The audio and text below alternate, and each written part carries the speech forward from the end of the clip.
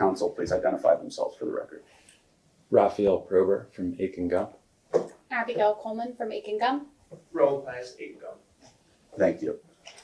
For the record, starting with the majority staff, can the additional staff members please introduce themselves with their names, title, and affiliation? Peter Spector, professional staff member for the majority. Ellison Tolan, counsel for the majority. James Rust, deputy staff member for the majority. Grant Skiles, intern for the majority. Amari Collins, intern for the majority. Sharon Oots, senior professional staff for the majority. Jessica Collins, House Majority. Bill Harness, staff assistant for the majority.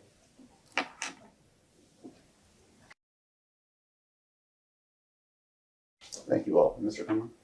James Comer, Chairman, House Oversight Committee, Kentucky. Thank you. Ms. Jean-Pierre, before we begin, I would like to go over the ground rules for this interview. The questioning will proceed in rounds. The majority will ask questions for an hour, and the minority will have an opportunity to ask questions for an hour if they so choose. To the extent members have questions for the witness, they will be propounded during their side's respective rounds. Do you understand? I understand. The clock will stop if the witness needs to confer with counsel, when counsel for the witness is speaking, and when members are speaking during the opposing side's round of questions. We will alternate back and forth until there are no more questions. There is a court reporter taking down everything I say and everything you say to make a written record of the interview. For the record to be clear, please wait until the staffer questioning you finishes each question before you begin your answer, and the staffer will wait until you finish your response before proceeding to the next question. Further, to ensure the court reporter can properly record this interview, please speak clearly, concisely, and slowly. Also, the court reporter cannot record nonverbal answers such as nodding or shaking your head, so it is important that you answer each question with an audible verbal answer. Do you understand? Yes. Exhibits may be entered into the record. Majority exhibits will be identified numerically. Minority exhibits will be identified alphabetically. We want you to answer our questions in the most complete and truthful manner possible, so we will take our time. If you have any questions or do not fully understand the question, please let us know. We will attempt to clarify, add context to, or rephrase our questions. Do you understand? Yes, I do. If we ask about specific conversations or events in the past and you are unable to recall the exact words or details, you should testify to the substance of those conversations or events to the best of your recollection. If you recall only a part of a conversation or event, you should give us your best recollection of those events or parts of conversations that you do recall. Do you understand? Yes. You are required by law to answer questions from Congress truthfully. This also applies to questions posed by congressional staff in this interview. Do you understand? Yes. If at any time you knowingly make false statements, you could be subject to criminal prosecution. Do you understand? Yes.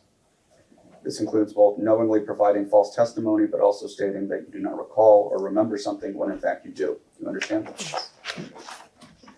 Furthermore, you cannot tell half-truths or exclude information necessary to make statements accurate. You are required to provide all information that would make your response truthful. A deliberate failure to disclose information can constitute a false statement.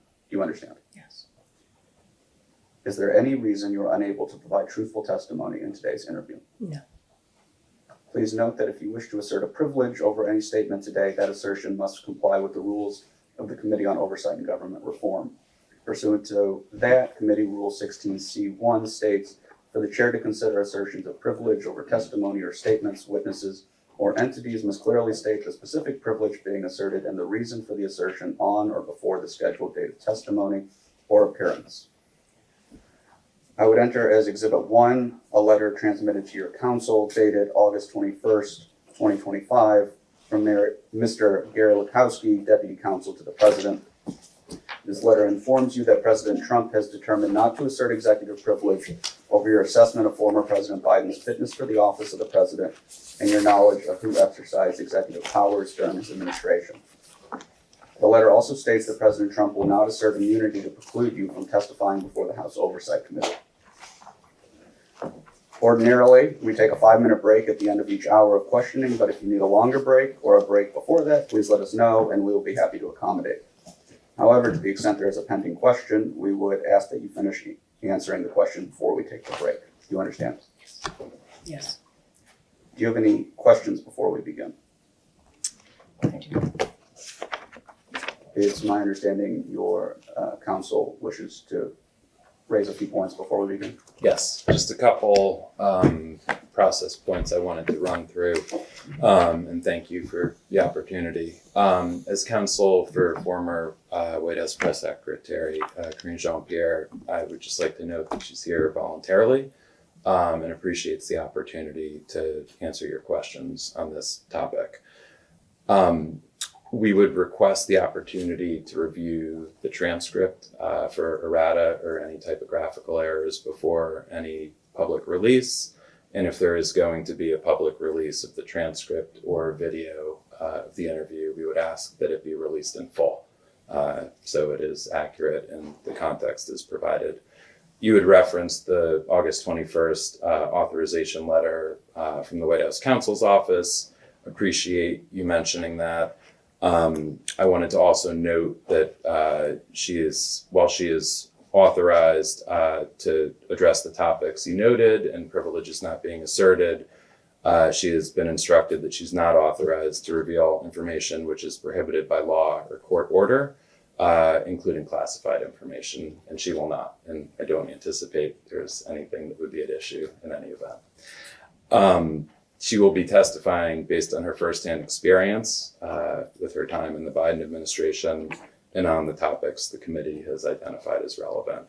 And I would ask, with your indulgence, Ms. Jean-Pierre has a very short opening statement she would like to read into the record, if you're willing.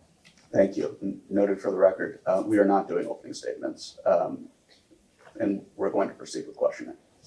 Okay, in that event, I would ask perhaps when it's the minority's time if they would be willing to allow that to be read into the record. Thank you, sir. Thanks. My clock reads 10:14. The majority's time will begin now. I'll turn it over to Peter for questioning.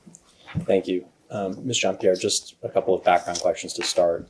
Where did you attend college for your undergraduate degree, and what year did you graduate? I attended New York Institute of Technology, and I graduated in 1997. And what was your degree in? I got a bachelor's degree in pre-med and biology. And then you went on to get a master's degree from where and what year? Columbia University School of International Public Affairs. Thank you. To start out with, I understand that you announced in June that you've written a book that will come out, I believe, in October, titled "Independent: A Look Inside a Broken White House Outside the Party Lines." And I think simultaneously you announced that you are leaving the Democrat Party to be an independent. Why did you leave the Democrat Party? So I have been a public servant for almost 20 years. I've been part of the Democratic Party since I voted. None of that in the sense of my support for the Biden-Harris administration, my support for the Democratic Party and its ideology, that has not changed. That is certainly who I am and what I will continue to support as far as the platform. I believe by being an independent, I can be much more helpful by being outside of the two-party system, and I think that I can get a lot more done. That was my decision. When you say be more helpful, what do you mean by that? Just, I think as someone who had a platform for a long time and has become a notable voice, I feel that I want to have a voice that is my own, and in that realm that would be independent. And as part of the Democrat Party, you didn't feel like you were able to have a voice that was your own? I think that I spent 20 years working for either a principal, if you will, in those 20 years. And so obviously I was working for someone. And I think now that I'm no longer in a public servant role, I feel that that shows just me not being in a public servant role, that I'm an independent voice. And that's how I see myself moving forward. You said in a statement to CNN, I think around the same time that your book came out, that, quote, "We need to be clear-eyed and questioning rather than blindly loyal and obedient as we may have been in the past." What did you mean by that? I think that's kind of the definition of independent, if you will, right? It means that you're standing for your own voice, and I think the title of the book kind of speaks for itself in that statement. So, to whom did you believe you were blindly loyal and obedient in the past? I don't think it's to whom. I think it's more of stepping away from a two-party system and just standing and having my own voice.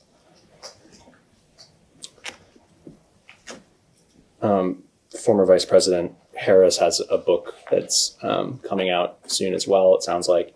And there's been some recent reporting on what that book contains. There was an article released, I believe, yesterday with a source from the Biden administration that said, quote, Vice President Harris was simply not good at the job. Quote, she had basically zero substantive role in any of the administration's key work streams and would instead would just dive bomb in for stilted photo ops that exposed how out of depth she was. Do you agree with that? Can I just ask if I can interject quickly? Is this sort of on topic and relevant for the discussion of President Biden's mental acuity? I just want to make sure we're staying focused. Yes, I think the decision for President Biden to step out of the race is relevant to that question, and therefore Vice President Harris's role in that is relevant. Can you repeat the question? Vice President Harris was simply not good at the job. Quote, she had basically zero substantive role in any of the administration's key work streams and instead would just dive bomb in for stilted photo ops that exposed how out of depth she was.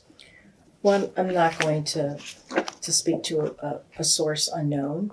What I will say is, as White House Press Secretary, my role was to lift up the administration, and that included the Vice President, obviously the President, and to continue to talk about, to discuss what we were doing on behalf of the American people. That was my focus, and that's what I did every day. So some of the reporting on what's in Vice President Harris's memoir includes, and this is a quote as well, quote, it's Joe and Jill's decision. We all said that like a mantra, as if we'd all been hypnotized. Was it grace or was it recklessness? In retrospect, I think it was recklessness. The stakes were simply too high. This wasn't a choice that should have been left up to an individual's ego, an individual's ambition. It should have been more than a personal decision. Do you agree with Vice President Harris's characterization there? I haven't read the book. I didn't even read the article or the excerpt from the book, so I out of context, I can't speak to it. Do you think that it was reckless to leave the decision up to President Biden? What I can say is, on that question, I can only speak to my observation and what I believe in my role as White House Press Secretary. I think for the president, any president, it doesn't matter if it's President Biden or any other president, deciding to run for a re-election or making that decision is a personal decision. And my role was to support the decision that the president made. Did President Biden allow for input on that decision? All I can speak to is my role as White House Press Secretary. My role was not to give my opinion on something that was a personal decision for the president to make. Okay.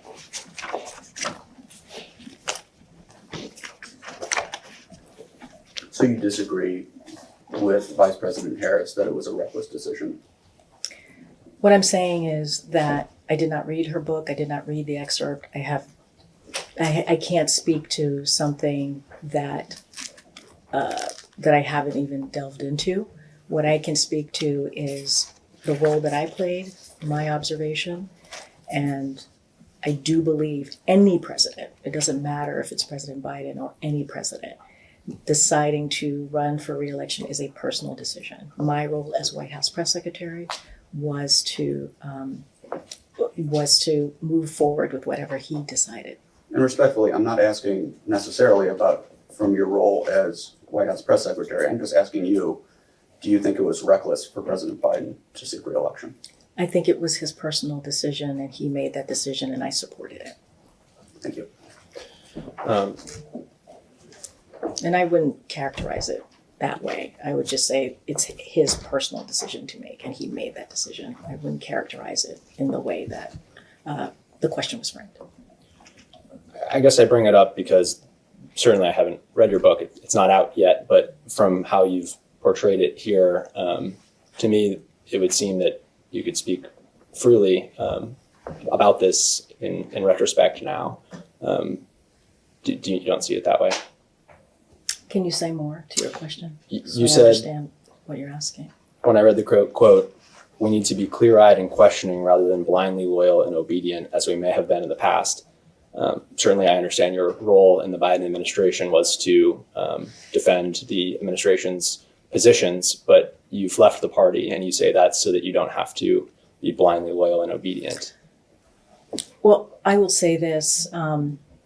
You're focusing on one part, one particular quote.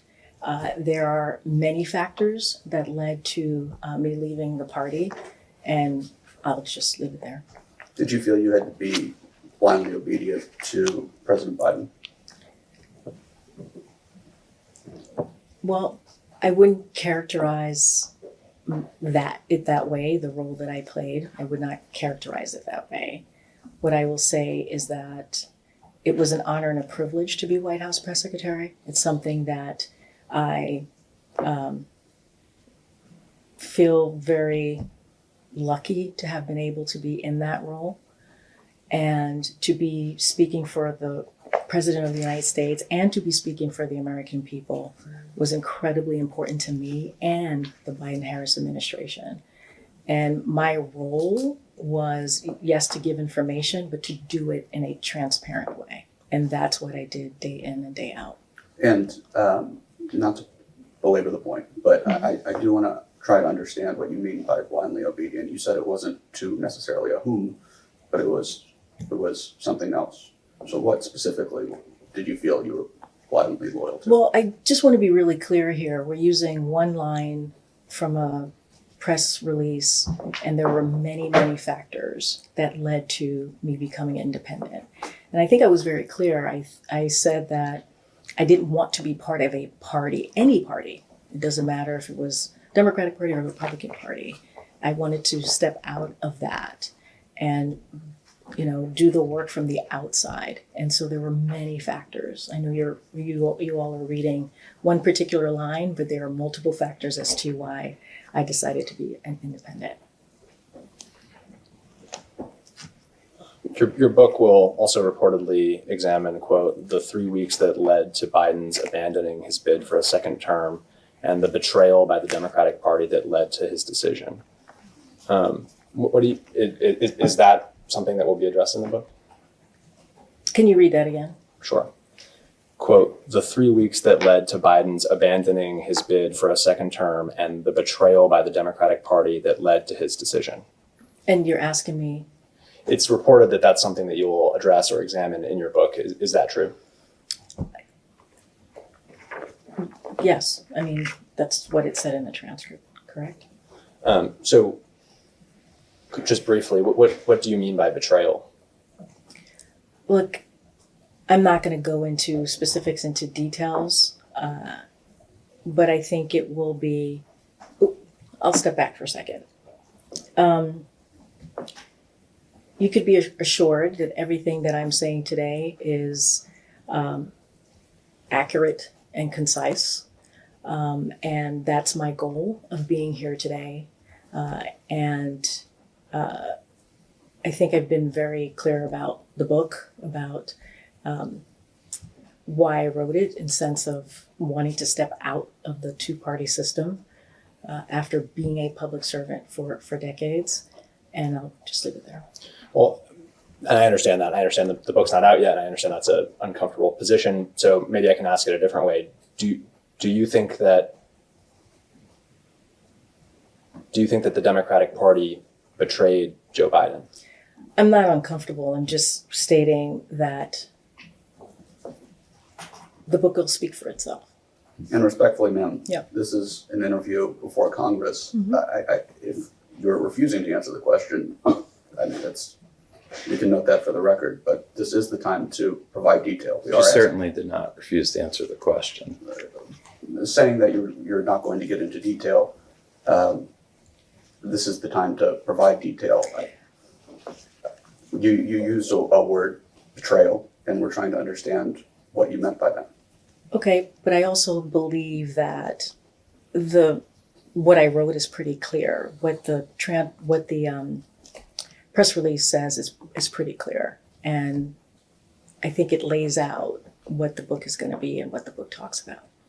What was the betrayal that you were describing? I mean, you just read the line from the transcript. Okay. Well, we will return to those last 3 weeks, but we can proceed from here.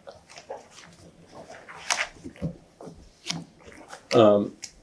We'll take a step back and talk about sort of your general career background. I understand you've had a long career, so we can sort of move quickly through some of the earlier ones. But what was your first job was it out of college? Did you work between undergrad and graduate school? Yes, I did.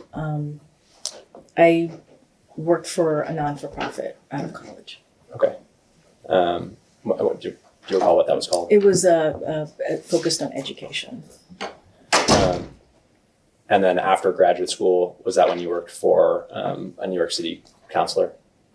Correct.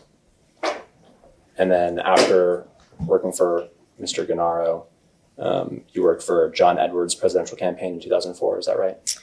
I worked for City Council Member Gennaro, and then after that, I worked for City Council Member James Sanders. And then after that, I worked for another organization in DC. And then John Edwards' presidential campaign? Yeah. And after the campaign, where did you go next? Which campaign? After the 2004 Edwards campaign for president. If I remember correctly, no, not to 2004. I did not work for the 2004 John Edwards campaign. Okay. What year did you work for the John Edwards campaign? It was 2008. And then in 2008, you also worked for Barack Obama's campaign. Is that right? That's correct. What was your role on that campaign? In both campaigns, I was Southern Political Director, Regional Southern Political Director. And then after the 2008 campaign, you joined the Obama White House. Is that right? That's correct. And what was your role? I was also in the political department, but I had the Northeast. And you served the whole first term. Is that right? Not the whole first term, just for 2 years. And then you joined. Let me step back. Before I did the political office, I was a White House liaison. And then after 2 years, you went where? To go into, move back to Chicago to do the reelect. So then you were on the 2012 reelection campaign. Did you work in President Obama's second term in the No, White House? No. Where were you working during that time? I think I did some consultant work after the campaign. And you worked for Martin O'Malley's 2016 presidential campaign, is that right? For a brief moment, yes. And then we can skip ahead here. When did you join the Biden 2020 presidential campaign? Do you recall? I believe it was May of 2020, going into the general. And then if I understand correctly, at some point you were on vice presidential candidate Kamala Harris's side of the campaign. Is that right? Or was it at the transition? It was the running mate. When she became running mate, I became her chief of staff. And did you have a role on the transition team? As an advisor. And then once President Biden was inaugurated, you were principal deputy press secretary. Is that right? Yeah, that sounds right. And then eventually you succeeded Jen Psaki in May of 2022. Is that right? Correct. And you served the remainder of the Biden administration in that role. Is that right? Mm-hmm. Correct. So if we take a step back, when was the first time you met President Biden? If I'm remembering the year correctly, it was 2009 during the Obama-Biden administration. during the administration. So you did not meet him on the campaign trail at all in 2008. Not that I recall. And what was the frequency of your interaction with Vice President Biden during that time? I can't remember the frequency, but if he traveled in my region, I saw him often. Just, I guess, to get some context. No, like, I understand. I don't want to lock in on the amount of time, but Sure. I saw him often enough. And would this be in a room full of people, or did you have meaningful, direct conversations with Yeah, the Vice President as well? I did. And I Um, traveled with him, yeah. And did you advise him as well? As it relates to my job. So during that time, Sorry, Peter. Can you give an example of what you mean by that as it relates to your job Yeah, in sure. this position? Happy to do it. I was the Northeast political director. So in that role, anytime he traveled in the Northeast, I traveled with him when he was doing specific political events. And what would you advise him on? in that? Because I was the person who kept an eye on what was going on the ground for the administration politically. If he had questions, I was able to answer those questions. That's it. And it was just what was happening on the ground in that state. and during that time, when you first had met and interacted with Vice President Biden, did you notice that he had a stutter? I honestly can't remember specifically if he had a stutter. Obviously, this is something that he talks about very often, and he was always open about his stutter. But I can't remember in 2009 if that came up or if I even noticed it. But I know that he talked about it pretty regularly. The reason I ask, and I use the word stutter because I believe that's the word that President Biden used, and we talked about this a little bit with Anita Dunn, who recalled not noticing or knowing about his stutter until he made it public at some point, I think around 2020. Is that how you recall it as well? Look, I don't specifically remember. Obviously, that's her recollection. I can't speak to that, but I don't remember specifically when that came up. But I know that he has talked about it pretty regularly. And look, I don't think anybody who has a stutter that prevents them from doing high level and executing high level issues and problem solving. Of course, we're trying to understand sort of a change over time. Yeah. And later on, I think the stutter was an excuse at times used later on in the campaign. So I think I'm just trying to get a sense for, what the evolution of that was over time. So you don't recall specifically during that time? I don't. I just know that on the campaign, I do remember him meeting someone who had a stutter, a young boy who had a stutter, and connecting with that young person. And he would have conversations about what was his trick to try to get through his stutter, which I think was kind of like his humane way of connecting with people. That's what I remember. Of course. And this is the 2020 campaign? This is the 2020 campaign that I'm talking about. So in 2009, and I won't hold you to exactly 2009, but in that range, did you ever hear President Biden stutter? I honestly don't recall. I don't recall hearing that. And I did interact with him, but I don't recall that. How would you describe his communication or his communication skills during that time? 2009-ish. 2009. He was, the Joe Biden that people talk about, very friendly, very open, wanting to know everybody in the room.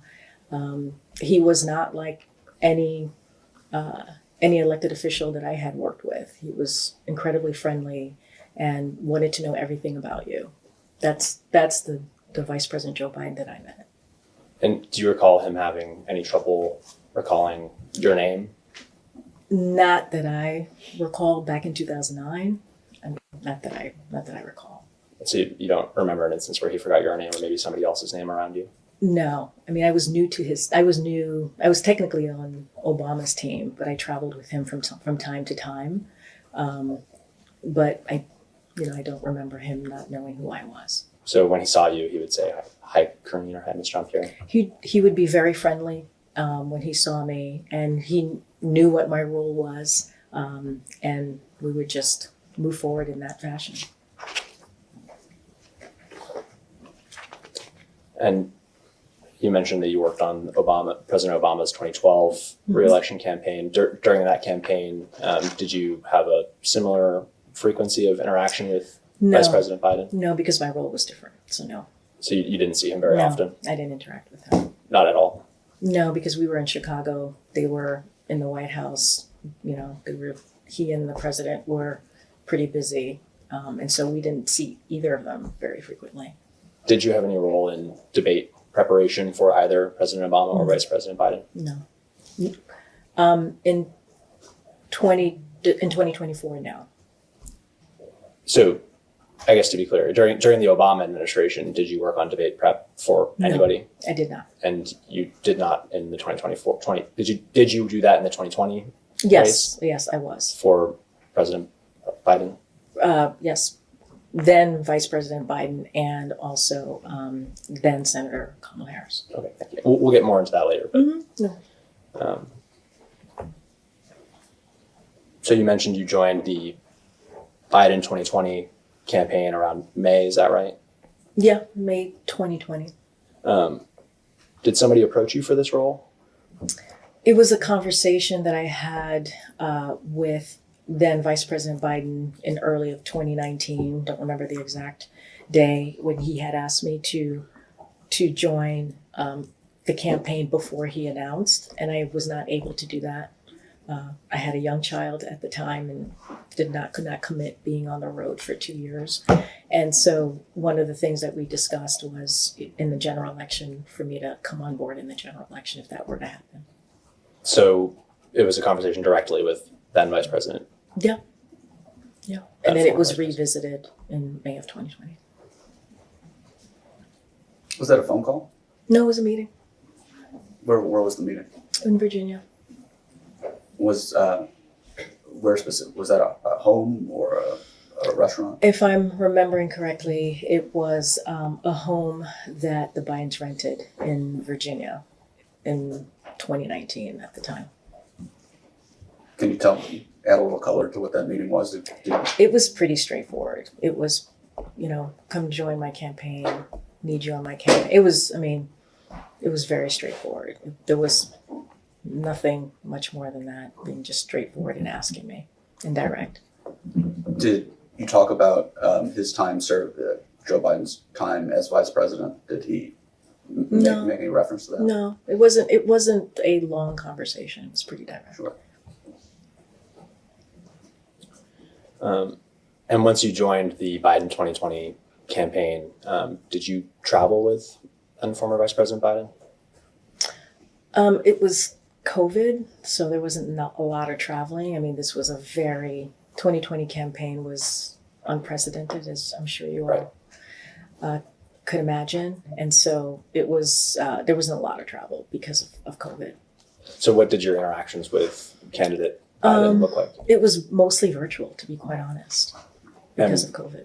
And were these meetings, with lots of participants on the call, or did you interact directly with? It would depend.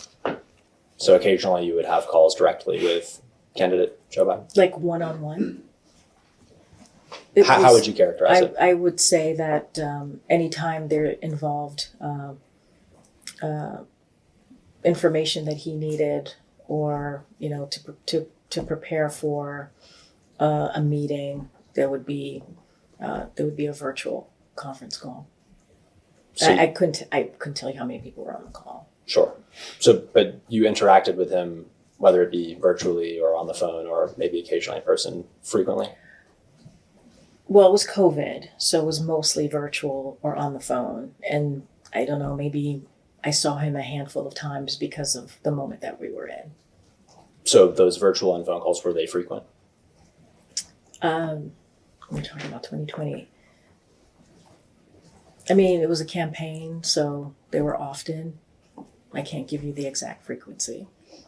And can you estimate how many times you actually interacted with then candidate Biden in person? Probably this is just a guess. I would say maybe less than 5 times. I mean, it was COVID, so it was like it was really hard to engage in person. And it's my understanding that President Biden was mostly based out of Wilmington at that time. Is that correct? I know he was in Delaware.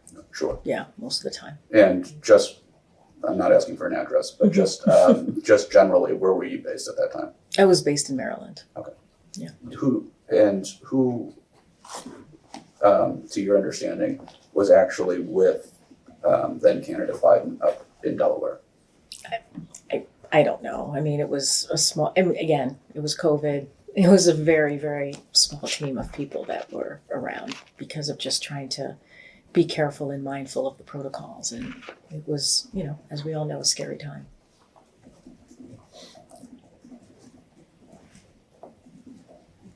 And then I believe you said in August of 2020, roughly, you became then candidate Kamala Harris's chief of staff. Is that right? Yeah, the running mate. Mm-hmm. And could you remind us what your title was? Chief, Or what your role was exactly? Basically to help manage her team and to get her ready for whatever it is that she needed, whether it was a debate or a speech or making sure that she had what she needed on the road while she was traveling. But it was managing the team essentially. What chief of staffs do.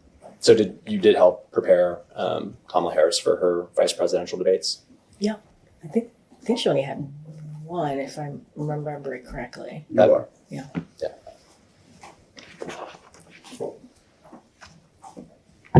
Did you request to work for Kamala Harris over Joe Biden? So just to give you a little bit of the lay of the land, while I was her chief of staff, I was still a senior advisor for Joe Biden. And there was once or twice where I would travel. I think I traveled with him once. I may have helped. I still was doing stuff for him, but limited capacity because I was focused on being her chief of staff. And it wasn't a choice. I didn't pick one or the other. He asked me to be the chief of staff for the running mate. I didn't know who the running mate was going to be at the time. And I you know, when your boss asks you to do something, you say, and in that really important role, like a job like that, I said yes.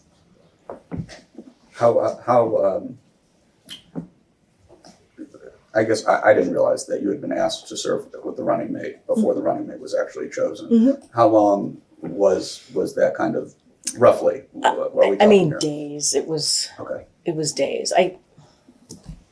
That's a good question. I can't remember exactly when, but it was in a very small, short timeline. What was your relationship with then Senator Harris like at the time? We knew of each other, but we weren't we were friendly, but we weren't friends, and we knew of each other and respected each other. When Senator Harris was picked as the running mate, did you think that was a good idea? Again, this is a personal decision that only a candidate can make.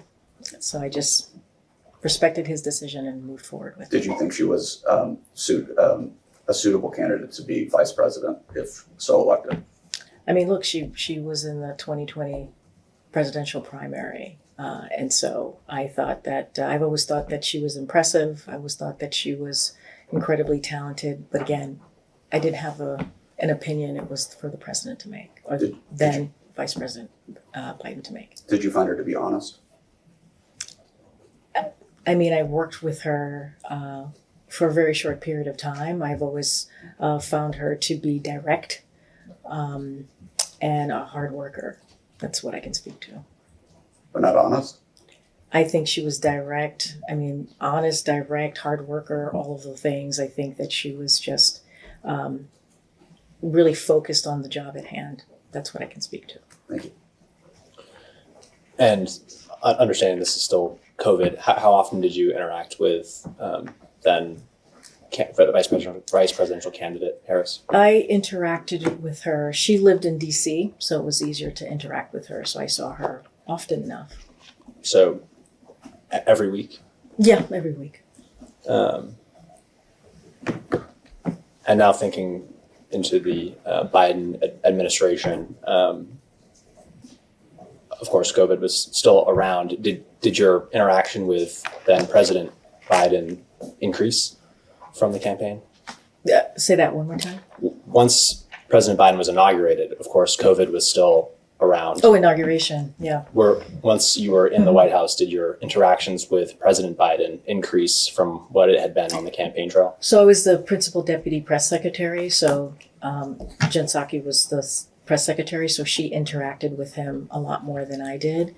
But we were all, there was, well, I didn't say all of us, but there was a group of us that were at the White House. And so we were there every day. So you would see him in person every week? I would say a couple times a week, once a week. But again, I was the deputy. I wasn't the press secretary. So I didn't see him as regularly. So just generally, what were your responsibilities and duties as the deputy? To step in for Jen Psaki at the podium when she couldn't, to travel with the president, and to prep him when needed, and also to deal and talk to and manage the press. And then when you became press secretary, is that when your interaction with President Biden increased? Well, White House press secretary, most White House press secretary deal with the president regularly, and so did I. So every day when he was in the White House, or? I would say on average once a day. And as press secretary, did Andrew Bates report to you? He reported to me, the communications director, and also Anita Dunn. And how much direction did you give these people that reported to you? Were you their direct supervisors, or? Yeah. So you interacted with them on a daily basis as well? With my team in the White House press, yes. Is it usual for somebody from your team to also answer to Ms. Dunn? It was because of his portfolio. He had a political portfolio. Were there other members of your team that also answered to Ms. Dunn? No, because he had a political portfolio, so yes. What about Ian Sams? He didn't. He was not a part of my team. Oh, okay. Ron Klain and others have testified that there was sort of the timing, it may not be exact, but roughly 8 a.m. senior staff meeting every day, followed by another slightly less senior staff meeting around 8:40 or so. Did you attend either or both of these every day? I did. As press secretary, yes. So not while you were deputy, but once you became press secretary. Yes. While you were deputy, did you attend the second meeting, the slightly less senior meeting? I don't believe I did. So understanding this is while you're press secretary, what were the usual topics of these senior staff meetings? It was usually what was going on that day, the week ahead if needed, depending on the day, any legislative announcement, policy announcement that we were doing. It was pretty straightforward. Were there discussions of executive decisions being made by the president? Can you say more? Was there discussion of the process of making an executive decision, such as issuing an executive order or a pardon or clemency decisions? I think there were many meetings like that, but there were many meetings that I was not part of. Obviously, as White House press secretary, I'm not in every meeting. But usually those morning meetings were more, I would say, like a check-in meeting on the day and how to move forward. And did these meetings ever include discussions of President Biden's health? I think as far as I was involved, it was more of what was being asked by the press and what was the press inquiry, and it was in that form. So if the press had questions about President Biden's health, then it would have come up at that meeting? Not necessarily, but that would be, if you're asking me how it would come up because of the press perspective. Do you recall that happening? If it did, very infrequently. Do you recall a specific instance? No, because it didn't take over in those meetings at all. I'm sorry, could you say that again? You didn't- Meaning like the health, what press was asking about as it related to his health didn't overtake those meetings. You have to remember, one of the questions that I got frequently from press was health questions and age questions. So that was something that we had to deal with for a good portion of his first term or his term.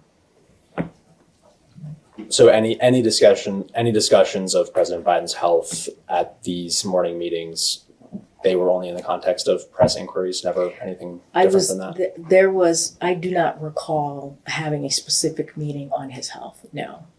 Maybe, to be clear, maybe not a meeting that's all about his health, but did his health come up at these meetings in any context? Not that I recall.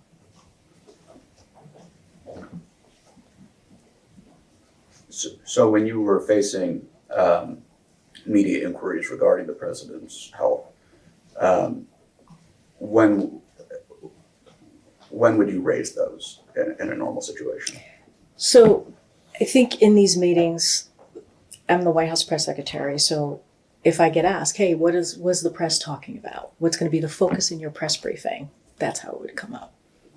I would say, this is what the press is covering. This is the topics that they're into. That's how it would come up. And to get answers to those questions from the press, would you raise them exclusively in that meeting, No. or would it be in other settings as well? It was just as I said, this was a check-in. These meetings were primarily check-in. So it was my role is to engage with the press. And so that's how it would come up. And if one of those questions came up and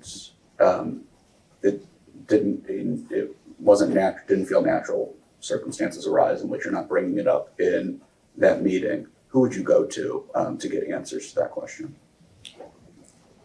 And just want to step back for a second and be very clear. If there was a shooting, for example, and people were having inquiries, press was having inquiries, did he speak to the mayor? Did he speak to the governor?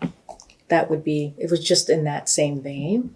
I would be asked, okay, what's going on? What's the incoming that you're getting? What's going on in the press? I would bring that up. So that's what I'm talking about, like what press had on their mind.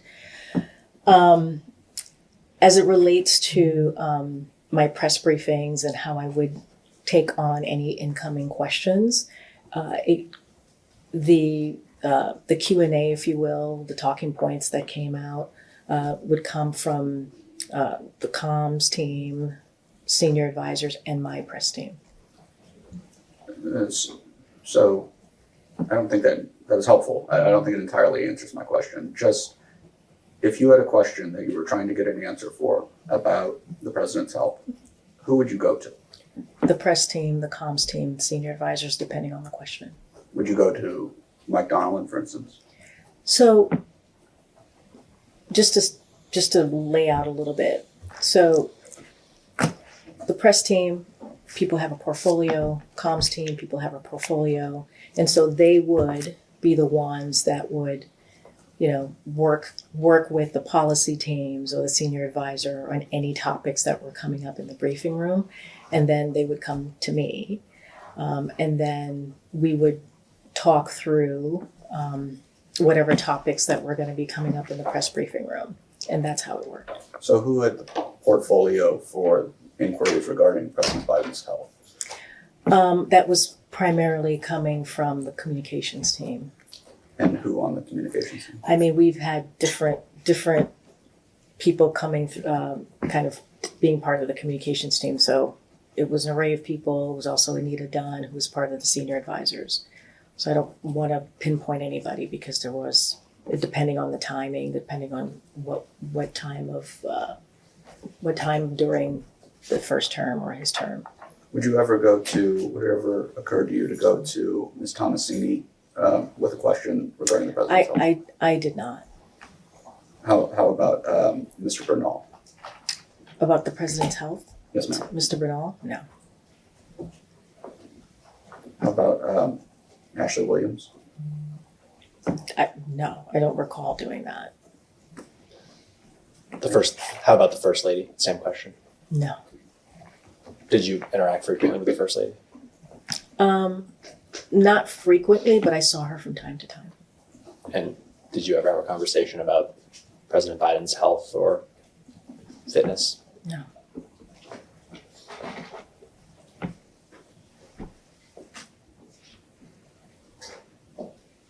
How would Ms. Dunn tell you to handle inquiries regarding the president's health or fitness?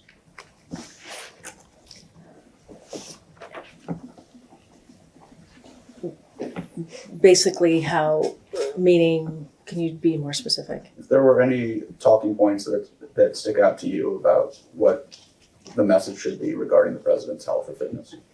I mean, Ms. I Dunn. was pretty much on the record about the president's health and from my observation. Look, and I've always, what I said at the podium is certainly what I believed and what I saw myself, my personal observation as well, which is that he was, capable of doing the job. This is a president that had the experience to do the job, cared about the American people, and did it every day, day in and day out, and was able to have some pretty successful legislation and policies to help move this country forward. And that's how we just kept it high level. We kept it on what the president has been able to do. Do you think that strategy, delivering that message, was effective, or do you think that there should have been other efforts taken by you or other people in the White House to push back on this story about the president's health or fitness?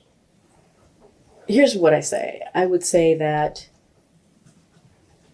this is a president where the American people, reporters, whoever was following him, got to see him on a regular basis. This is someone who talked to reporters, in an informal way, taking shouted questions, inquiries from them over 670 times. So he did that pretty regularly. People got to see him multiple times a week. And that reaches a level of, hey, you guys get to see and speak to him, and he takes your question and he's out there. Then why did this question keep coming up? That's something for, I think, reporters to speak to. It was a question that came up. We tried to do our best to answer it. The president was out there. People got to see him. People got to hear directly from him pretty regularly. I can't speak to that. I'm not going to speak to a hypothetical that I can't even answer. Did the frequency of this question increase as from January 20th, 2021 to the end of Joe Biden's term? I think it was something that was a part of being in the administration. It came up. I can't speak to the frequency, but it was one of the topics that came up often. It didn't increase after his debate with President Trump. I mean, you all watch my press briefings, right? So that was a topic certainly after the debate. But again, that my observation has always been, when it comes to this President Biden, that he was more than competent of doing the job each and every day, day in and day out. And I got to see that on a regular basis. That was my observation. And I hear what you're saying.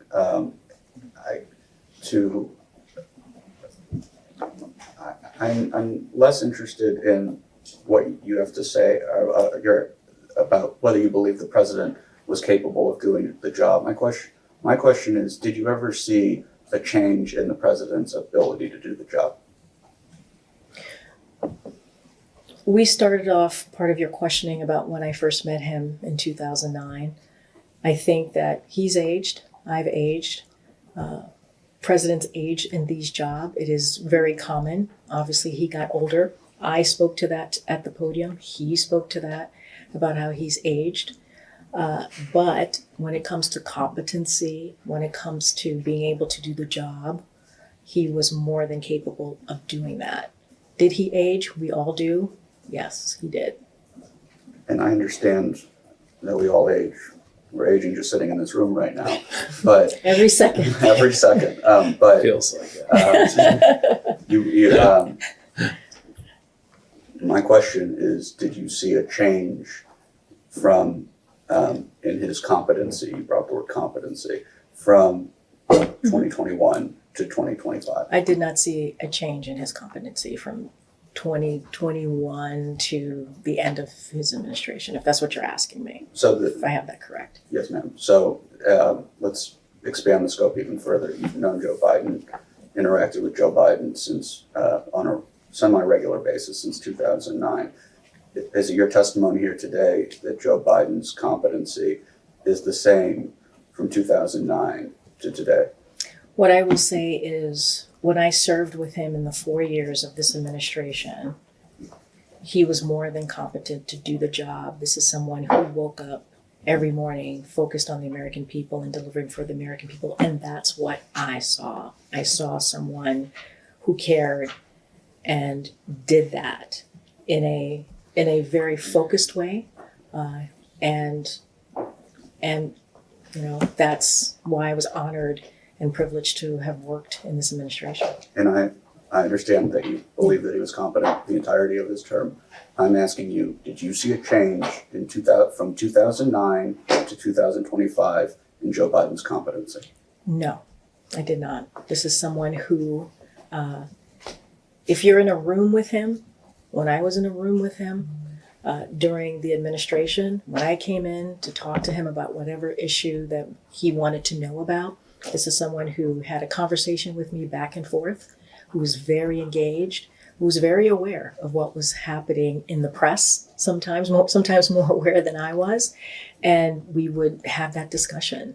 And that was my exchange. And that was what I experienced in the 4 years that I worked for this president. Do you believe that Joe Biden became a less adept debater from the time that you began knowing him to 2025? So I will just use his own words. He said himself he wasn't as good debater as he used to be, or he wasn't speaking as well as he used to. That's something that he said. He actually spoke to. Did you ever have conversations with President Biden about why he wasn't as good of a speaker as he used to be? I never had a direct conversation with the president about that. Did you have a conversation with somebody else about that? I never had a conversation with anybody about that.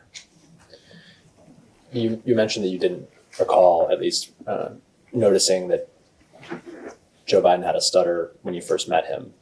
But did you notice it at some point during your time in the Biden administration?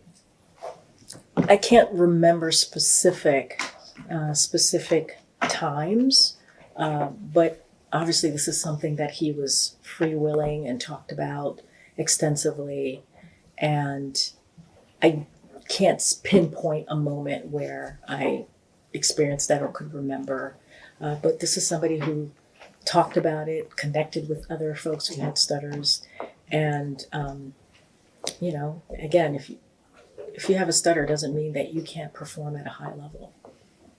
Certainly, and the reason I ask it all is simply because that the fact that he had a stutter was brought up as perhaps a reason for some of his lack of performance in the debate, for example, and other moments. Do you agree with that? Do you think that played a role? Look, I can't hypothesize or opine what it's like to have a stutter, and what that's not something that I can speak to. I know what you're speaking of. What I know is that he had to work very hard to deal with his stutter, even today, from the time he was young, even today, something that he talked about extensively. Again, just because you have a stutter doesn't mean you can't operate at a high level and be very functioning, and that does not affect your competency. Certainly, and I agree with you. I only mean that it seemed to be cited as proof that he was not in cognitive decline in any way, that any verbal stumble was simply the result of the stutter. Again, what I can speak to is my observation, and this is somebody that was more than competent to do his job. I don't think a stutter, if he had it or not, if you have a stutter, doesn't mean that you can't perform at a high level. But my experience, my observation, again, and I said this at the podium, and I will continue to say it today in front of all of you, which is this is someone who was very active and engaging with me when I had conversations with him.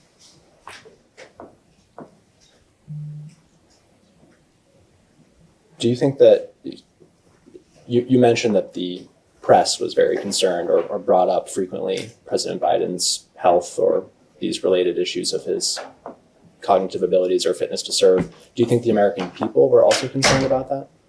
I can't speak for the whole entire American people. It's not something I can speak to. Did you ever have outreach from friends or people you knew that were concerned that President Biden was struggling with his health or cognitive abilities? Not that I recall, not specific conversations. Did you ever have a conversation with anyone in the White House? In the White House? Where you or they were concerned about President Biden's health or cognitive abilities? I've never spoken to anybody in the White House about that. To be clear, you've spoken to people in the White House about that regarding press inquiries, though. Exactly, but the question was, right, if I heard the question, if people in the White House were concerned, like personally concerned. I did not talk to anybody about that in the White House, about personal concern. Sure, and you would, I'm not a press person, I don't really know how your job works, but it's my understanding. You should try it, it's fun. That if you were receiving outreach from the press about the president's health or ability to serve, you would go to either the comms team, the press team. So it's not necessarily that I would go. Everybody was watching the news just as I was, right? So people were aware with what was happening in the news. But as the press secretary, when I'm in these meetings, these check-in meetings, I would bring up, hey, this is what I'm going to get in the briefing room. This is, what the incoming that we're having that's coming in from the White House press corps. Sure. And over the course of your 2 years as press secretary, it's your testimony here today that you never just asked somebody, whether it was one of the senior advisors or the vice president, hey, Steve Ricchetti, is the president okay? I never had to ask that question because I saw the president on a daily basis, and I never ever thought I never had that question. But to be clear, you're not a doctor, correct? I'm not a doctor, but you're also asking me to make a statement, right, about his health. So, it goes both ways here.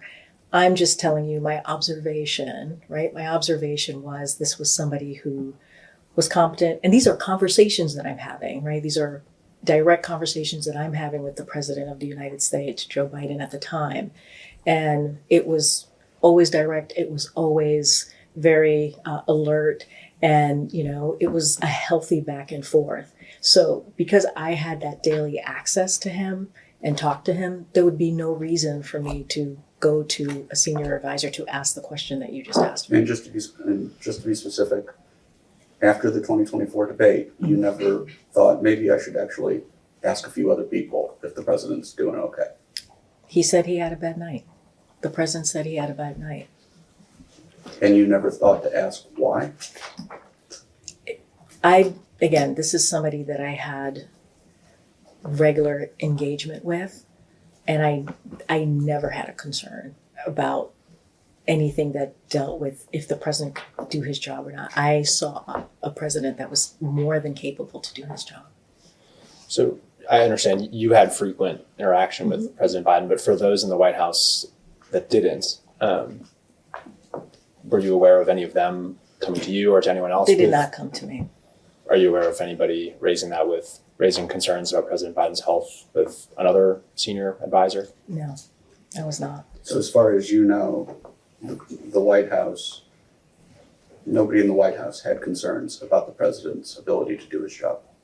I'm one person out of hundreds of people that work for the President of the United States. I could only speak for myself and my observation and my engagement with people. That's all that I'm speaking to today. But you were the spokesperson for the White House, so I would think that you might have an ear for what people in the White House were doing or saying, And did nobody ever come to you with any concern and say, Ms. Jean-Pierre, is the president okay? No one came to me and said those exact words. That's not a conversation that I had with anyone. What I can say is that my observation, again, I'm one person, and my job was to share information that in a transparent way that reporters and the American people needed to know. I did not have those very direct, you're talking about very direct conversations with people, and I didn't have them. Do you think you shared information, that the White House shared information directly and clearly regarding the president's health or ability to do the job? Yes. We're getting close to the end of our hour, but just quickly, Ian Sams testified that, and I don't want to misrepresent the exact number of times, but that he did not interact with President Biden very often in person. And he was certainly asked to make statements, particularly in the context of the Robert Hur report, pushing back against the concerns about President Biden's, I think in that case, primarily memory. Did Ian Sams come to you to discuss how to respond to those concerns? Come to me to help him how to respond to those concerns? Are you aware of how Ian Sams got his direction for how to respond to these concerns, since he did not interact with President Biden very often? Ian Sams didn't work for me. He didn't report to me. Right. So I would not have been involved in how he engaged or interacted with the press in his job, because he wasn't under my tutelage, if you will. He didn't work for me. I wasn't his direct report. So you have no knowledge of how his response to questions in the context of the Hur report would have been made or considered? That was not my. That would not be my role with how Ian would go and speak to the press about. I just wasn't involved in that. Okay. Yes, Chair. I've never really understood why Ian Sams was brought on. He said he didn't interact with the president. You say you didn't interact with him. Who was telling Ian Sams what to do and what to say when he would go out there? It seemed like on a daily basis. So just to correct, I interacted with Ian. You didn't give. He didn't give orders. I didn't want that to be on the record. I interacted with Ian because he did have a portfolio, and so we definitely interacted on his portfolio. I did not give him direction on how to do his job because he didn't report to me. My understanding, because I was not involved in his hiring, I wasn't part of that. My understanding is that he reported to the White House counsel because that's where he was based, and also Anita Dunn, who was a senior advisor at the time. That's my understanding. It seems like you. I mean, you seem like you did a very good job for President Biden, and I don't understand why I don't understand why they would bring Ian Sams on. And I can't speak to it. I honestly can't speak to it. And you think he reported to the council, but I mean, are you sure? I mean, like somebody had to tell him what to say when he was there. Yeah, that's he said where a lot about me, which doesn't have anything to do with this, but a lot about the president's health. And then to come to find out, he never talked to the president. Well, he was, I believe his title was spokesperson that was in the White House counsel, if I'm remembering correctly, and I'm sure your team will correct me. That's where he was based, and that's where he kind of lived in doing his job. I can't speak beyond that, but I understand your question. I don't have much to share. I appreciate the question, though. Thank you. We'll go off the record.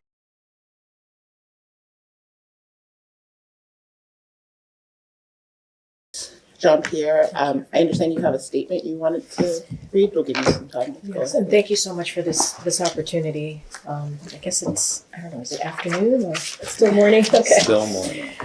Good morning. I have been willing to voluntarily cooperate with the committee from the time I received your request.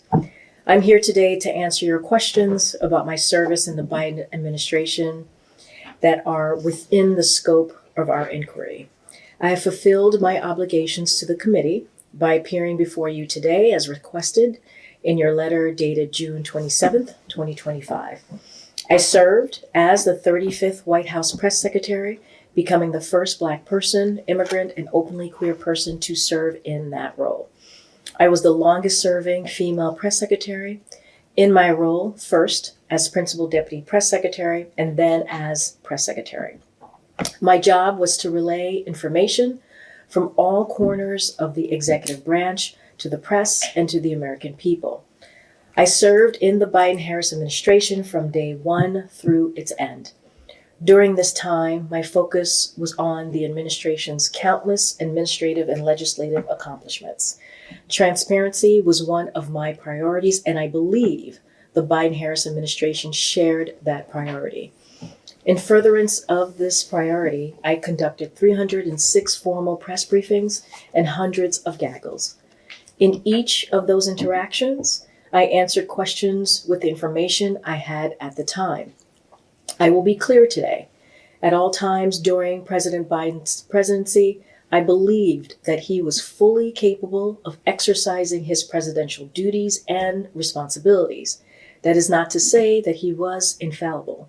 No one is. Like any person, including presidents, President Biden made mistakes and had bad days. And like any person, including presidents, President Biden physically aged over the years. There was never a moment when I doubted his abilities or judgment. I can, of course, only speak for my own observations. I have traveled with and saw the president often, but I was not party to every conversation that occurred in the administration. I had an important and visible role in the administration, but my role was only one of many important roles throughout the executive branch. I'm honored to have had the privilege of serving the president and the American people. Thank you for this time.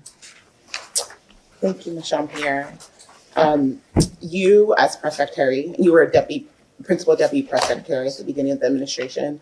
And as press secretary, I think you told my colleagues you saw the president about once a day. Yeah, on average. Once a day.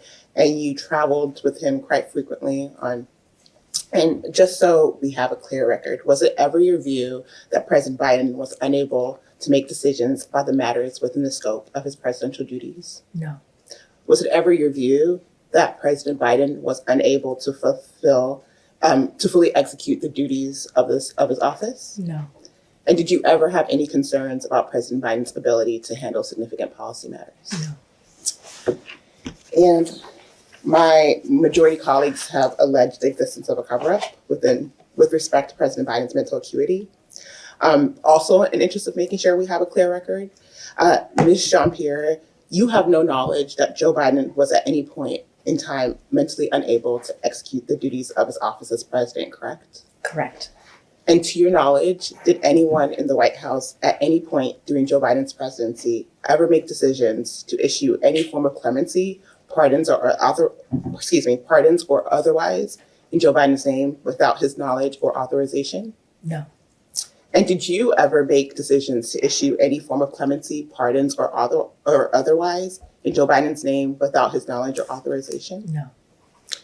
And again, at any point during the Biden presidency, did anyone in the White House, to your knowledge, ever issue any other type of an executive order without President Biden's knowledge or authorization? To my knowledge, no. So to your knowledge, all decisions to issue executive orders during the Biden administration were made by President Biden alone? Yes, to my knowledge. And no one exercised the power on his behalf? To my knowledge, no. And lastly, apart from the instances in which President Biden delegated authority to Vice President Harris while he was undergoing a medical procedure, did anyone, to your knowledge, ever step in to carry out the duties of the presidency in Joe Biden's place because he was unable to do so? No. Thank you. Great, we'll go off record.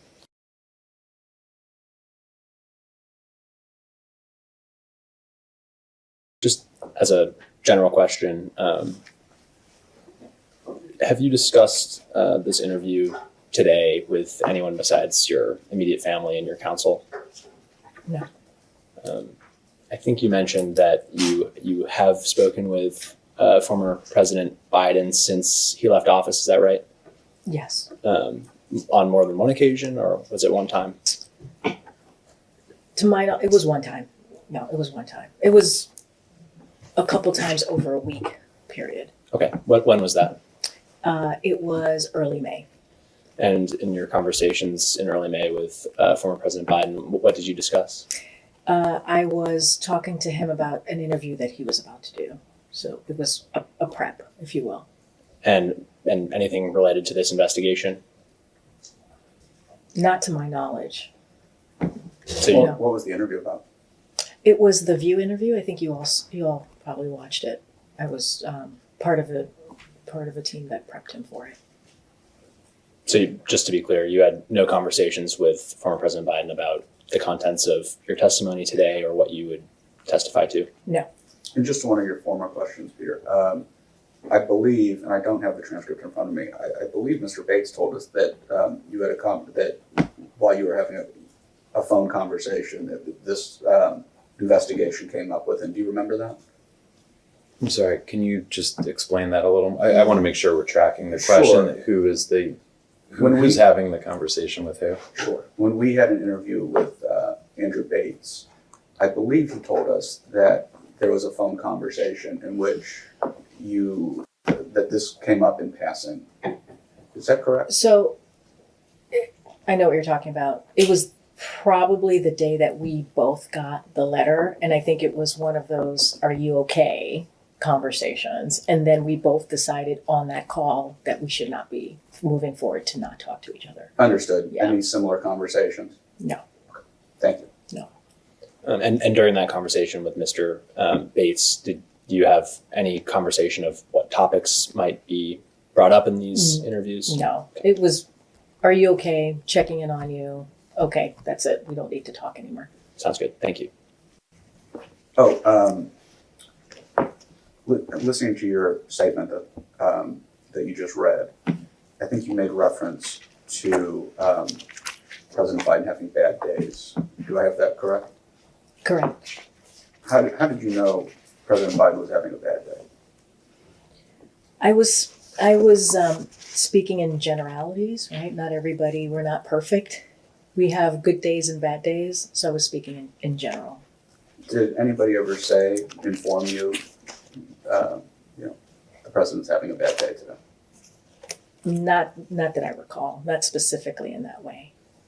Well, what do you consider a bad day? I mean, I'm speaking for myself, right? Not for anybody else. Sure, let's start with what you consider. Yeah, I mean, I think we all have bad days, right? You don't feel like, at least for me, right, as White House press secretary, maybe I came off the podium and I was like, oh, that didn't feel good, right? Sure. Or I felt like I could have been, more sharp or whatever. Like we critique ourselves very harshly, and I think in that regard. And it's big to us, but sometimes it's small to others, right? So, Are you aware of anybody ever instructing either President Biden or a member of staff at the White House that maybe the president shouldn't do something because he's having a bad day? no. Thank you.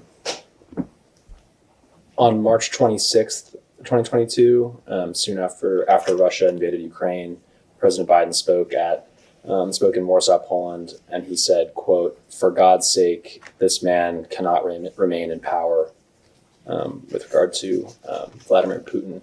I think this is March 26th, 2022, is shortly before you became press secretary. Is that right? You were deputy still at that time?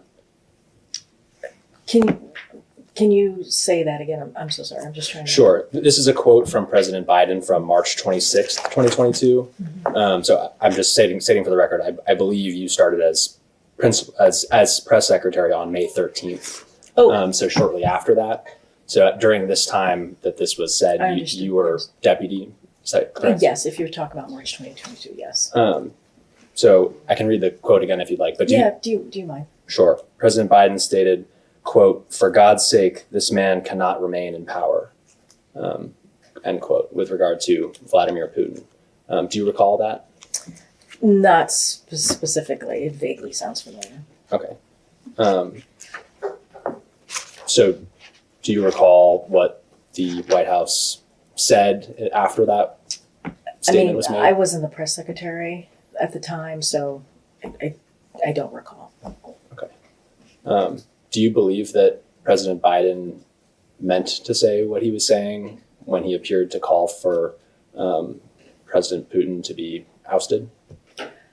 Look, I don't specifically remember that moment, and so I did not have a conversation with him directly because I was not the press secretary at the time. Sure. So I can't speak to, I can't characterize what the president was meant. But you were principal deputy press secretary, Yeah. correct? So when something like this would come up, was that not the deputy press secretary or other people in the office? Did they not handle things like this? I think what I'm trying to say is I wasn't the press secretary at the time, so this would have been something that I don't directly remember, and so I can't speak to how that played out. I mean, I said earlier that as deputy press secretary, I didn't see him as often, so this would be something that my predecessor would have handled directly and would be able to speak to.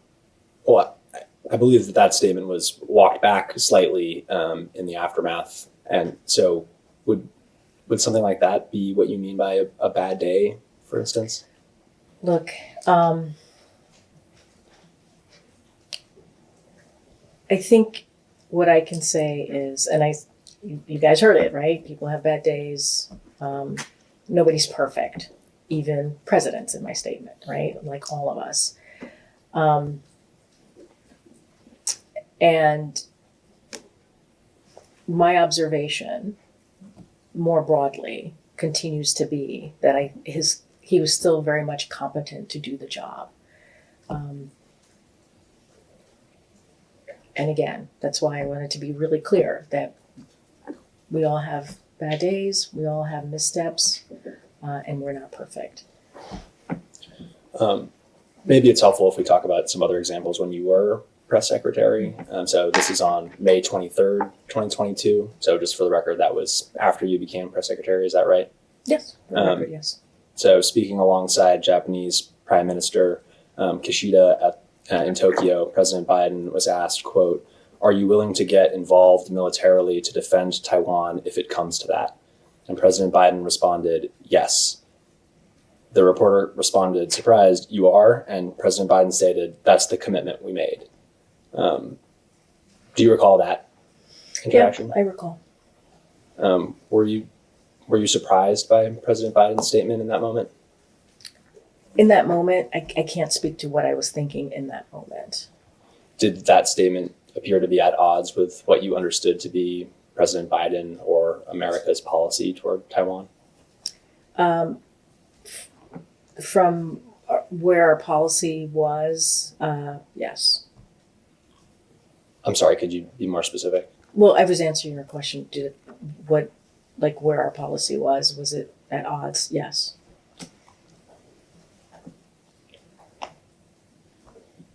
Were you consulted in, or were you involved in the handling of the aftermath of that? Yes. Did you advise President Biden on how to handle that issue going forward? I think we all talked through with him about the statement. I want to be really clear. I can't specifically remember the conversation, but I was certainly part of the conversation. Yes. Sure. Did President Biden explain how the mix-up, if it was a mix-up, how it happened, why it happened? Honestly, I can't recall the specifics of the conversation on how he explained it. Do you believe President Biden knew what he was saying when he said it? Or did he misspeak? What? Look, I think that we had a conversation about it. I cannot recall specifically how it went back and forth. And so it's hard for me to characterize that today. I think in your opening statement, you said something along the lines of you never had a moment where you doubted President Biden's judgment. And this instance of seemingly forgetting about strategic ambiguity with regard to Taiwan, that wouldn't stand out to you as an instance where his judgment was at question? The president was in the job for 4 years, and I think his record shows that he made critical, important decisions that mattered to the American people, whether domestically or foreign. We're talking about 2 moments, I think, you just laid out to me. And he had 37 press conferences during his time, and that does not take away from believing that this was a president that was indeed competent to lead and to move this country forward. Sure. I understand that you've been very clear, I think, on that, but and I don't mean to split hairs. You just said that there was never a moment where you doubted his judgment. That continues to be true. So in that moment where he appeared to forget or reject strategic ambiguity, you had no concerns about his judgment. I wouldn't use that moment as an only time or a moment that would make me question anything about his competency. That does not change my statement. Okay. Well, a third example, on June 20th, 2023, again, that being while you were White House press secretary, is that correct? Yep. President Biden attended a fundraiser with Governor Gavin Newsom in California. During the fundraiser, President Biden called Chinese President Xi Jinping a dictator. I guess similar questions. Do you recall that instance? Yes. Were you surprised when President Biden said that? I don't remember my initial reaction, but I do recall. So I guess similarly then, did that statement appear to be at odds with the White House's general stance on China or President Xi Jinping? Yes. Do you believe that President Biden meant to say that when he said it? What I will continue to believe is that this president was more than competent to lead and move this country forward. I can't get into characterizing or explaining for the president in that moment what he was thinking. I guess the reason these examples stick out to me is in the course of our interviews and certainly my knowledge of President Biden's career, chairman of the Senate Foreign Relations Committee, his expertise in foreign policy is something that many of the witnesses have brought up, even as something that distracted him at times from being sharp on domestic issues. And so these missteps appear. Do you not think that they're a reflection of his waning abilities? I think that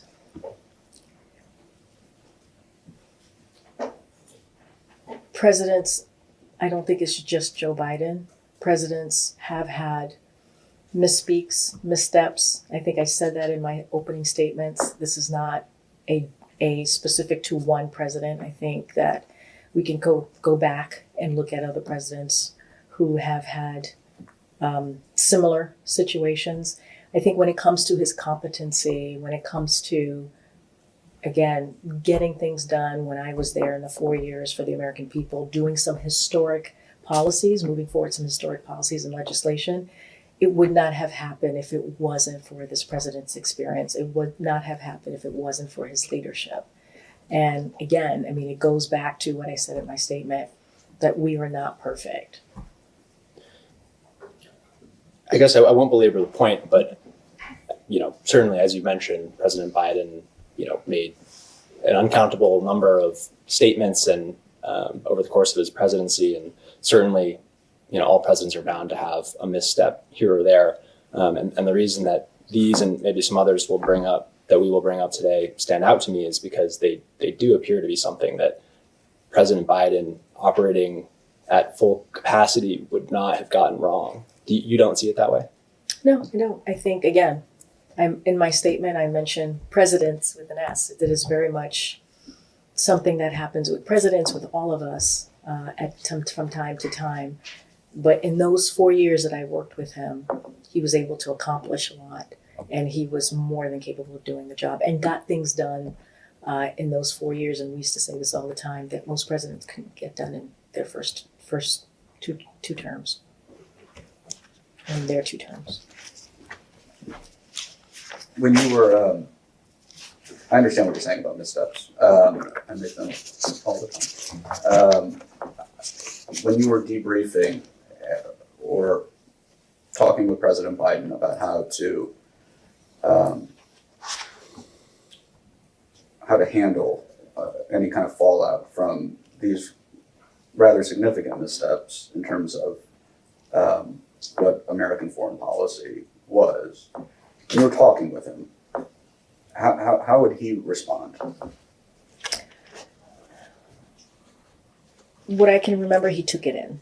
He listened, and that's what I could remember specifics or the details of, is like he just took it in. Did he ever say, no, I said what I said, or, to the effect of, I said what I said and I meant it? I don't remember those interactions specifically, but I know any time that I would bring something up or I would say, this is what the press is saying, most of the time he would just take it in and listen. Did you ever see President Biden yell in response to somebody trying to clean up something that he had said? Not that I recall. Did you ever see President Biden yell? Not that I recall specifically. And so, to be clear, you don't recall in any of those instances those 3 instances that I just discussed with you, you don't recall President Biden expressing regret about what he had said? I don't remember the specific conversation. That's what I can share with you. Did he ever say, when a plan was presented to clean up what had been said or clarify what he meant, did he, approve that kind of cleanup? Normally, if it's coming from him, he would approve it. Yes. What if it were coming from someone else? No, meaning like if we would flag something like that to him. Again, you're asking me for granular details of the back and forth that I can't remember the granular, but I can speak to the process, and he would sign off on that. So just for clarity's sake, you're talking generally about the process. How it Generally typically about work. the process. Okay. If there was Thank you. something that we wanted to make sure he was comfortable with, and us saying yes. In general, the process was that. Were there deviations from that general process? Not that I recall.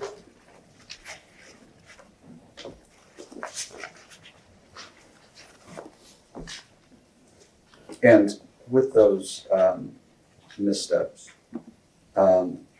did you see those? Did you, going back to your entire time knowing Joe Biden, did you see those increase as he aged?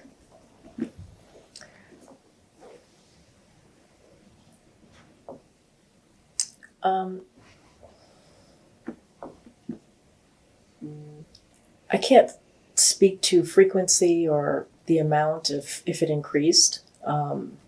I just know that we all have them and it happens.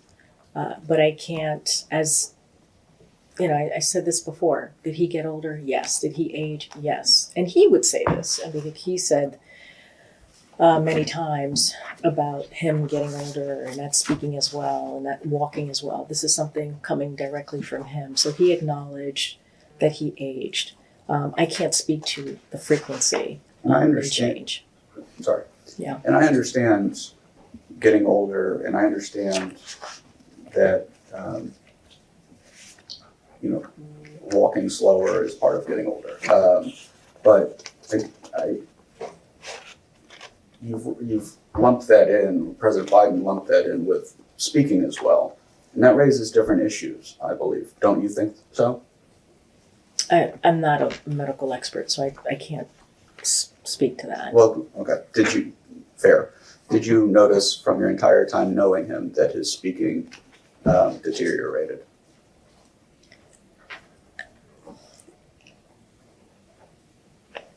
What I will say is his age, he definitely aged. We all make missteps. We all have bad days.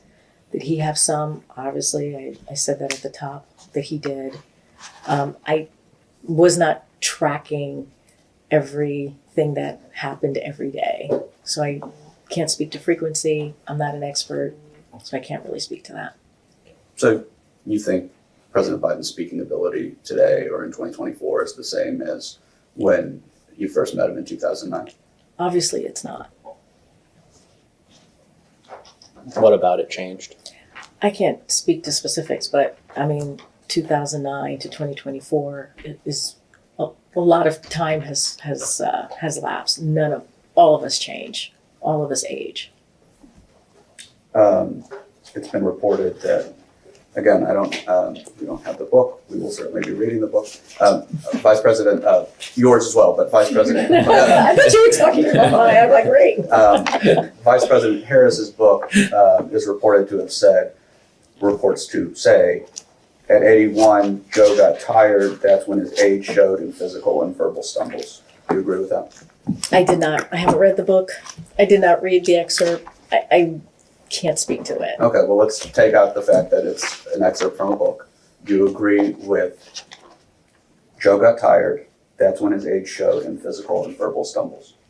That's not my observation. My observation that this was somebody who was always running around and doing things on behalf of the American people, whether that's traveling, whether that's speaking in front of the American people at the White House and talking about talking about policies or what it is that we're doing for the American people. That is not my experience. Who saw President Biden more, do you think, between you and Vice President Harris? I believe I did, because I traveled with him and saw him every day.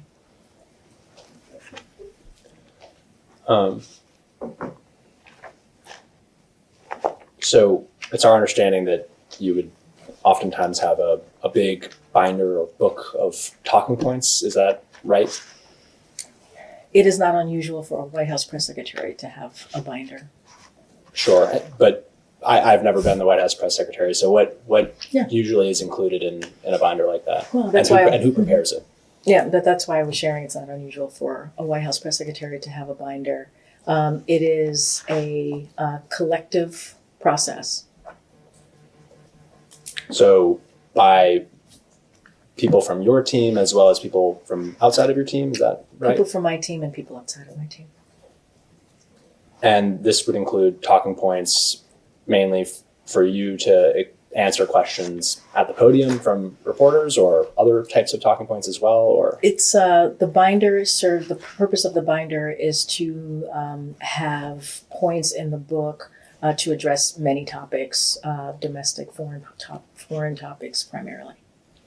Were there ever talking points in your book related to President Biden's health, cognitive abilities, mental acuity, kind of all those sorts of related topics?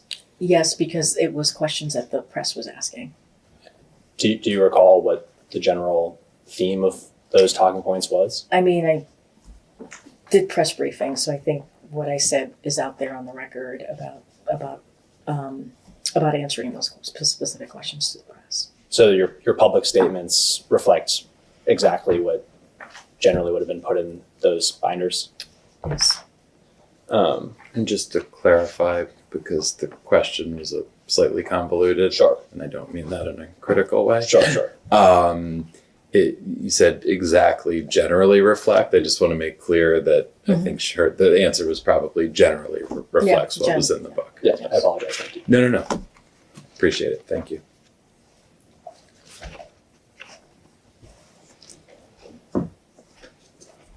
No judgment on binders. We're using binders. As I could see from here. So did you read the binder? Like, what do you do? It's a huge binder. You read the binder every night beforehand? And I just want to make sure this is clear. Like every other White House press secretary, we have binders, notes, whatever you want to call it, because we want to make sure that we are accurate in pushing information out to the American public. And so that's why that exists.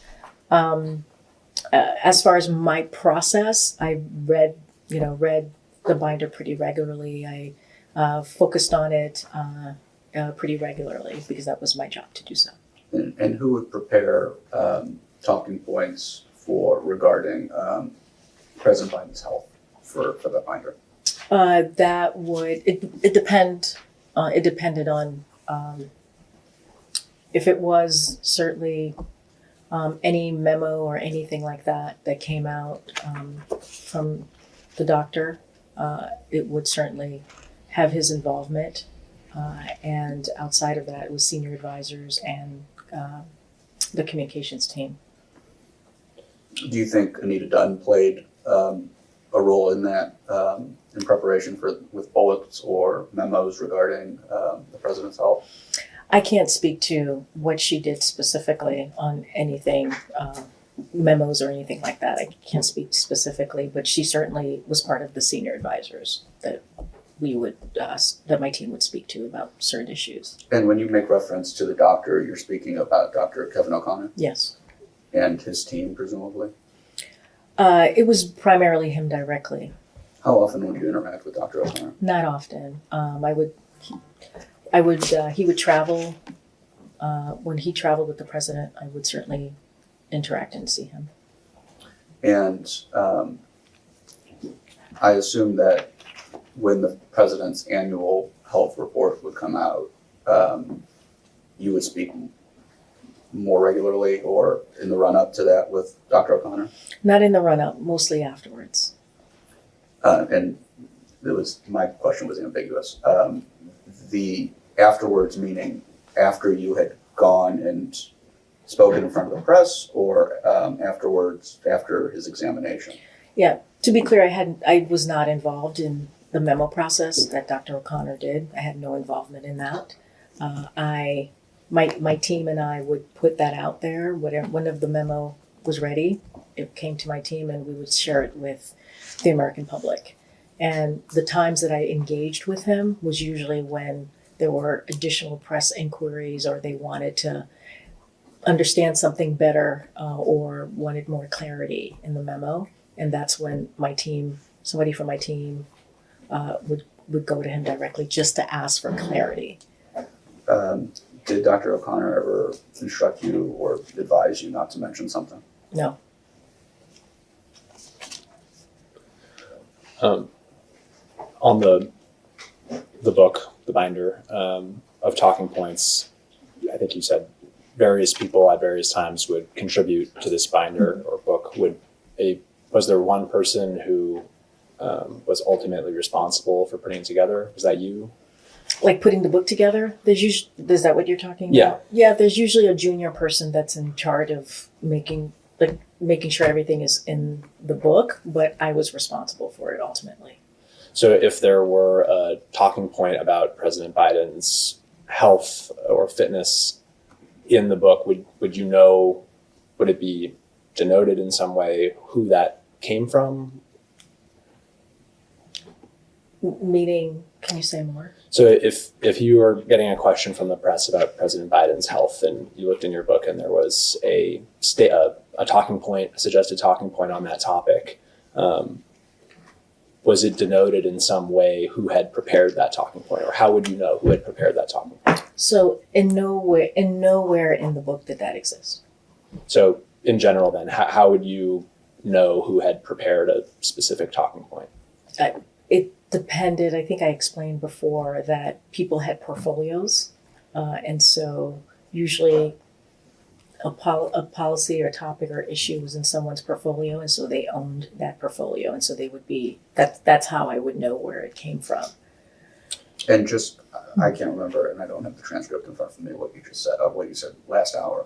You do not remember whose portfolio was President Biden's health. Is that correct? That usually came from senior advisors in the communications team, and my team. I mean, it was coming from various places, but usually senior advisors were kind of in charge, and that would primarily be Anita Dunn. What other issues besides President Biden's health were dealt with at the senior advisors level exclusively? There were a lot of issues. It wasn't just that. You're asking me about the health, but there were a lot of issues. Like if we're announcing, for example, an important policy or legislation, talking to Congress about certain things, that would certainly be at the senior advisor level. So they handled an array of things that we wanted to make sure that they got signed off on. Is it fair to say that if a particular issue were being handled by the senior advisors, that it was an issue that was significant? I wouldn't necessarily say that because it was an array of things. Again, talking to leadership or, an important issue that was announcement of a legislation or a policy. But those sound significant. They sound significant, but I don't want to limit it to that. It could be, things could rise to that level in any issue.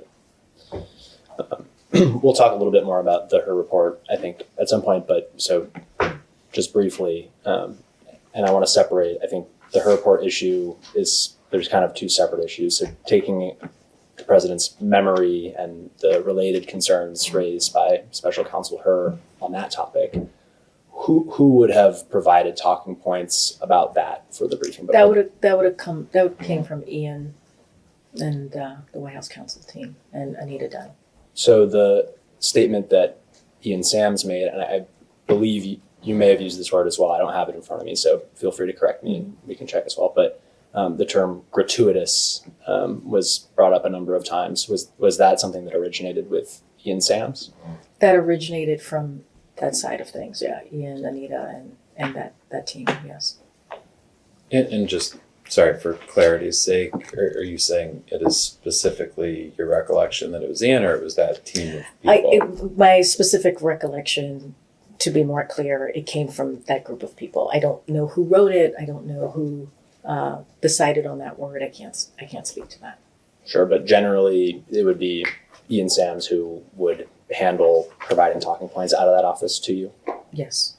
Did you ever, was there ever an instance where you had to go and follow up with Ian Sams about one of those talking points? Not that I recall. So not on the Her report? Not that I recall. Did we have conversations? Did we go back and forth? Yes.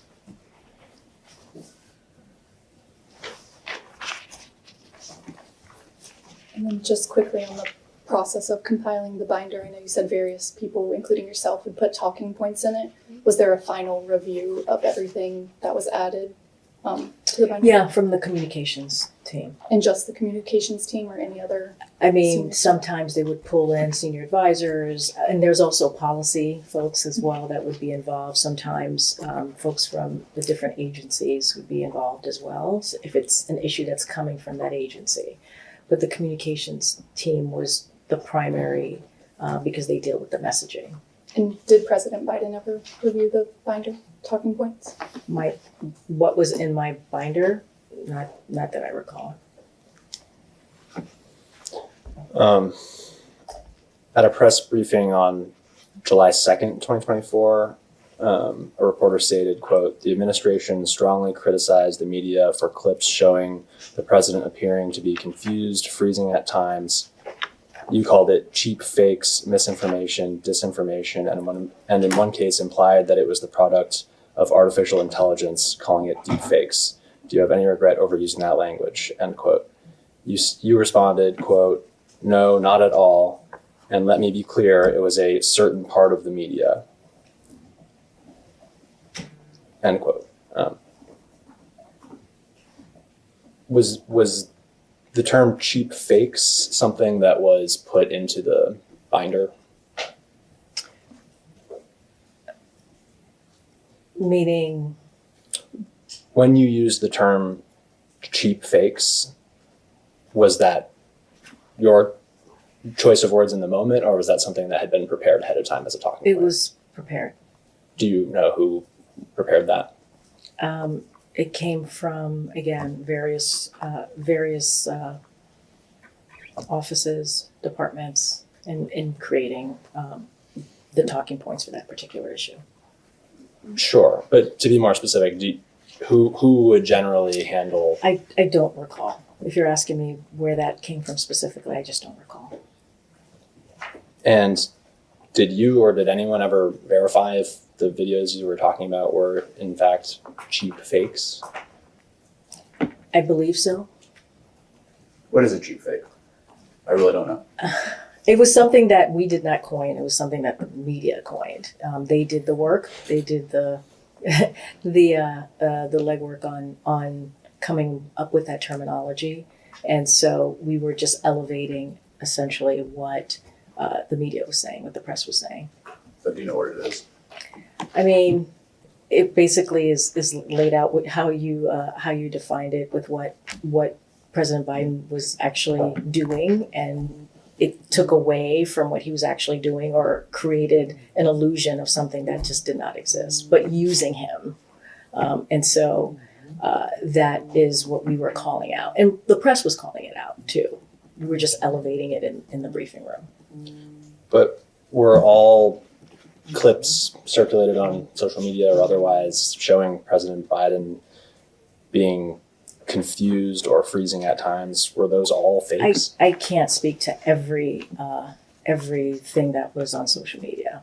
Sure, but there were instances where videos were circulated of President Biden appearing confused or freezing for a moment that were real, correct? Not that I recall. What we were trying to lift up was something that was very, very clear that what they were showing was not actually what was happening. Did you ever see President Biden appear confused? No. What about during the debate performance? Did he not appear confused to you there? He, during the debate performance, he seemingly to me looked like he had a cold. And that's what he said. And from someone who saw him every day, that's what I saw. Someone who had a cold, who was hoarse, and that is something that he said that he had. So when he said, "We finally beat Medicare," that's indicative of a cold to you? I think he was sick. I can't speak to what he was thinking at the time. He said it was a bad night. He said it was a bad performance. Is it fair to say, though, that it was reported in the press after the debate that President Biden appeared to be confused when he delivered that line about beating Medicare? I mean, I can't characterize what the president was feeling or thinking. I'm sorry, but no, I hear. Regardless of whether you think he was confused, do you think that the American people thought that he was confused in that moment? I think it was a bad debate, and he said it was a bad debate. Well, and I think it was indeed a misstep. I do think it was a misstep. And that's what it looked like, and that's what he said, that it was a bad debate. Well, and the reason, I don't mean to split hairs, the reason I'm asking, I think this question that was raised to you at this press briefing was very shortly after the debate. And so the way I read that is, were all of the clips of so this is my question, were all of the clips being circulated of President Biden where he appeared to be confused, they weren't all cheap fakes, were they? You're asking me to speak to a hypothetical that I can't answer. I don't know all of the videos or tapes that are out there. I just can't answer that. I can't speak to that. And so you don't think that your characterization of these videos as being cheap fakes may have been misleading to people who are seeing clips from the debate where President Biden, in my opinion, appeared to be confused? You don't think that was a confusing statement? I think you're bringing a bunch of things together. Don't believe that that's what I was doing, misleading the American people. I was lifting up something that the press themselves talked about and laid out. And we were really just making that clear as well to the American people, something that the press talked about in those particular moments. And we were speaking about specific videos. So there were specific videos that you were referring to with cheap fakes? There were specific videos that the press was referring to cheap fakes, and that's what we were lifting up. Did you ever clarify the specific videos that you meant when you called them cheap fakes? I mean, I don't recall. I mean, I think at the time it was very clear to the press what I was talking about. I don't think there was confusion in the press room at the time about what we were talking about because it was all over the news. It was being reported on pretty heavily.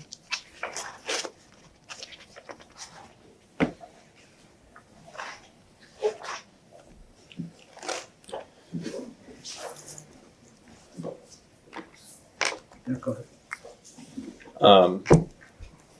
So switching gears a little bit, neurologist Dr. Kevin Kennard visited the executive mansion 8 times in 8 months between 2023 and 2024.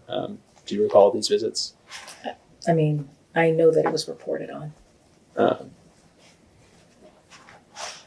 Do you know what prompted those visits? I believe there was a statement that was put out by Dr. O'Connor explaining. So I would have to refer you to that statement. So at the time, your only knowledge of Dr. Kennard's visits would have been the publicly available memo from At the Dr. time, I think it was reported by the press first, and then there was a supplemental memo that came out from Dr. O'Connor.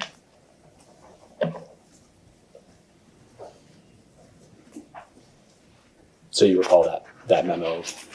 The supplemental memo? Yes. I recall the supplemental memo being released to explain Dr. Kennard's visits. And then at a press briefing on July 8th, 2024, you cited, quote, security reasons, end quote, when refusing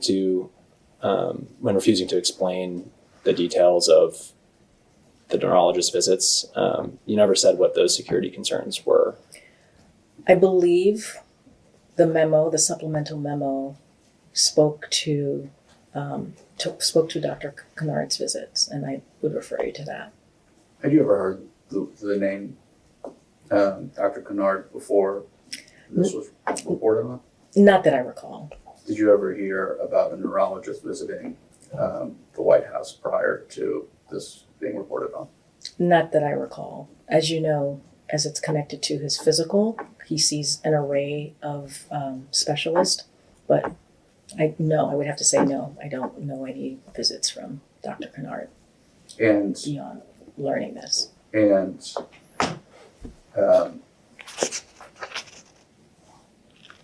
did you you received questions, correct, about the president participating or somehow completing a cognitive exam? You received those questions, correct? Correct. Did you ever know of the president, in fact, taking a cognitive exam? Not that I'm aware of. Are you aware of anybody in the White House advising that the president take a cognitive exam? Not that I'm aware of. Did you ever say, like, it would make my job easier if you just took the cognitive exam? It's not my decision to make. Is it, I really don't know, would it have been inappropriate to say, like, this would make my job easier if you just took the cognitive exam? I think that's up to the medical doctor. In her interview, Anita Dunn explained that some of Biden's senior advisors came to a consensus that Biden shouldn't take the cognitive exam, concluding that it would offer no political benefits. Were you aware of those discussions, or?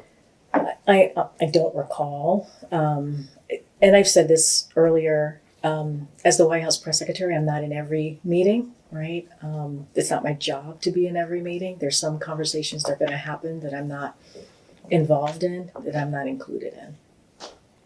So you don't recall being aware that the reason that President Biden wasn't taking a cognitive test was that it had been deemed that it would offer no political benefits?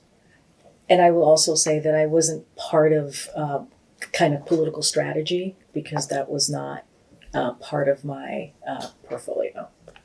And that was something that I was not, as a White House press secretary, was not capable of doing or was part of my purview.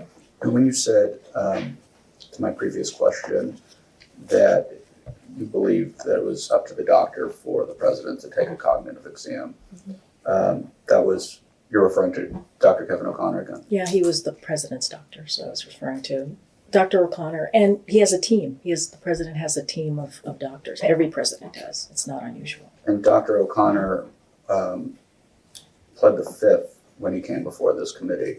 Are you aware of that? Yes, I'm aware. Do you have any knowledge of why Dr. O'Connor would plead the fifth? I'm assuming it's because he's a doctor and just out of, that's what would not be uncommon. That's what I believe. I have no idea. I can't speak to anything beyond that. Well, actually, Ms. Tomasini and Mr. Bernal both also pled the fifth in front of this committee. Are you aware of that? I'm aware. Same question. Do you have any knowledge about why they would do that? I don't have any knowledge. And to the question of, it was up to Dr. O'Connor whether President Biden should take a cognitive exam. Maybe you already said this, but did you have a conversation with him about that? No. And so when did you become aware, or how did you become aware that Dr. O'Connor did not believe that President Biden required a cognitive exam? When it became a question, a very heavily asked question in the press briefing room. Maybe I'm confused. So how did you become aware that Dr. O'Connor had said that President Biden did not need a cognitive exam? I said it's up to, no, what I was trying to say was that it's up to the doctor to make that decision. And you would assume that, that he didn't think that was needed.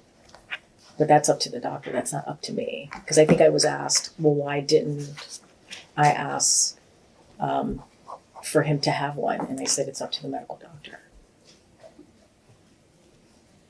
Would it have made your life easier if you had taken a cognitive exam? I didn't think about it that way. That's not how I thought about it. I thought, this is a medical decision. It's not my decision to make. It's a medical decision. And that was decided on outside of me.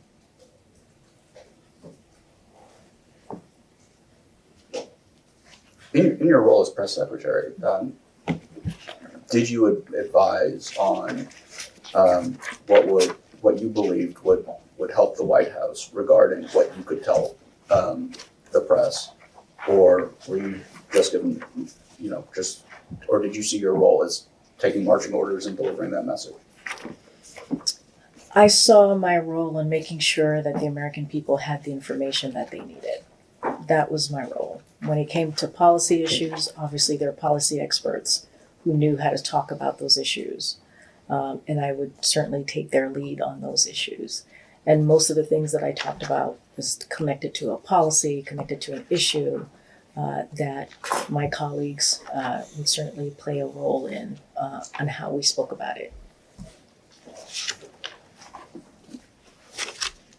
I asked, I think, in the first hour about your impression of the American people's concern, or whether they had concerns about President Biden's mental or cognitive health. And I understand you certainly can't speak for every person, but maybe I'll leave it to you to characterize. Do you think the American people had those types of concerns, that some of them had those types of concerns, or many? Look, what I know is that polling was often used from reporters about what the American people believed and thought. Obviously, it's a subset of group and it's a snapshot in time.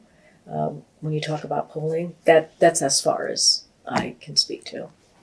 I think one of those polls that got brought up to you at the time was a poll from June of 2024 that found that, quote, 72% of voters do not believe that Biden has the mental or cognitive health to serve as president, as well as nearly half of his own party, end quote.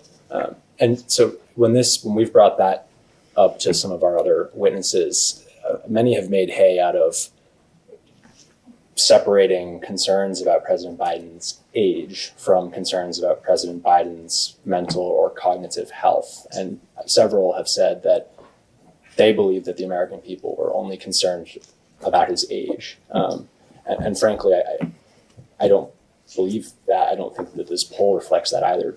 What do you make of that? Look, what I can say is, and I think just repeating what I've said multiple times here, is when it comes to his age, he aged. We all do. We saw it. He talked about it. He owned up to how things had changed for him, certainly physically. He talked about that often. And what I can say, my observation deals with his mental acuity, right, is being able to do the job. And this is someone who was able to do the job day in and day out. And that's what I saw. I'm not arguing the age. I don't think any one of us are. Sure. We never did. I didn't do that at the podium. But what I wanted to make very clear is that he was more than capable of doing the job. That's what I observed. And you've made that clear, and I understand. But I think the question is more so, separately of your opinion, this poll says that 72% of voters do not believe that Biden has the mental or cognitive health to serve as president. Does that sound like they were concerned about his age, or does that sound like they were concerned about cognitive and mental health? Granted, those things are associated with age, but it's a separate question. Is that right? What I can speak to is what I observed. And we've talked about the age. We've all been very honest about that, I think, and we're not trying to change that up, right? We have said this is someone who's age. We all age. But what I, just speaking for myself, wanted to be clear as someone who saw him on a daily beat, if you will. He was alert. I would have back and forth conversation with him. And he was always looking for information from me. I was always trying to go back and forth with him on an issue that mattered to him and the American people. I mean, we had a lot of conversations, and this is somebody who was certainly alert and aware and focused every single day. Right. I don't want to belabor the point, but other witnesses have been hesitant to even admit or say that the American people had concerns about President Biden's mental and cognitive health. But my impression, and I think my impression of your testimony today as well, you were fielding questions about that topic somewhat frequently, independently of his age, questions about his cognitive and mental health. Is that right? I was the White House press secretary.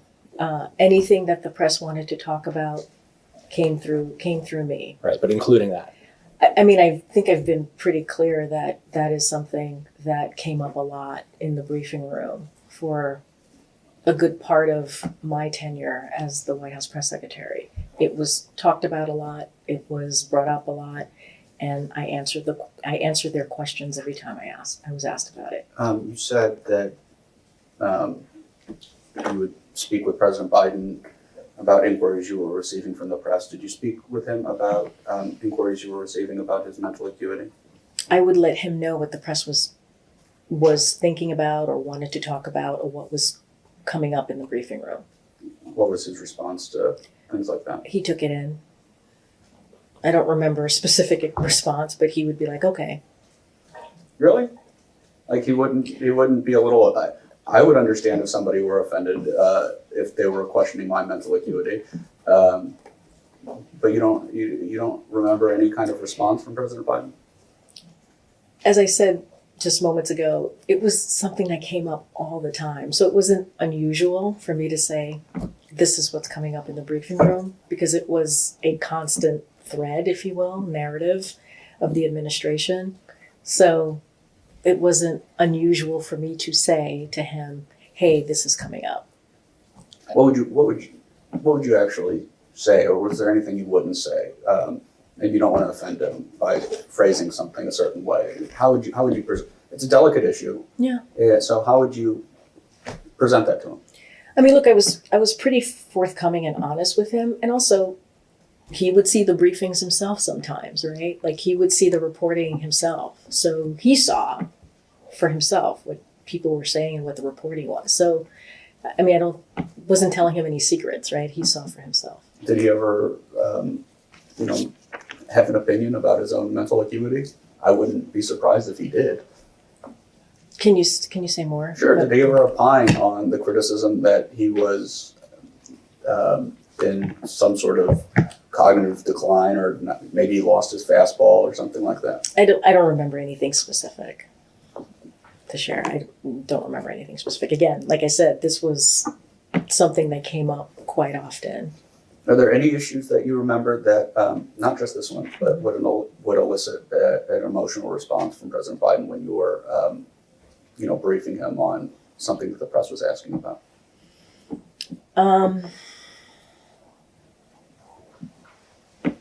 Nothing specific that I can recall. What about questions about his family? Can you? Sure. What about congressional interest in his son, Hunter Biden? Would that elicit an emotional response from the president? I don't remember an emotional response, but I would mention it to him if it came up in the briefing room and if he asked. So your testimony today is President Biden was, when you would relay information to him regarding any issue at all, is pretty stoic, didn't... What you're asking me are about specific things. I'm not taking a broad brush here. And I said this before, there are many times we would have a back and forth about a particular issue, whether it was the economy or legislation, and we would have a healthy back and forth. I think some issues, he just had to take it in. I think it was him taking it in. I wouldn't characterize it as stoic. I would say he was taking it in, taking in the information.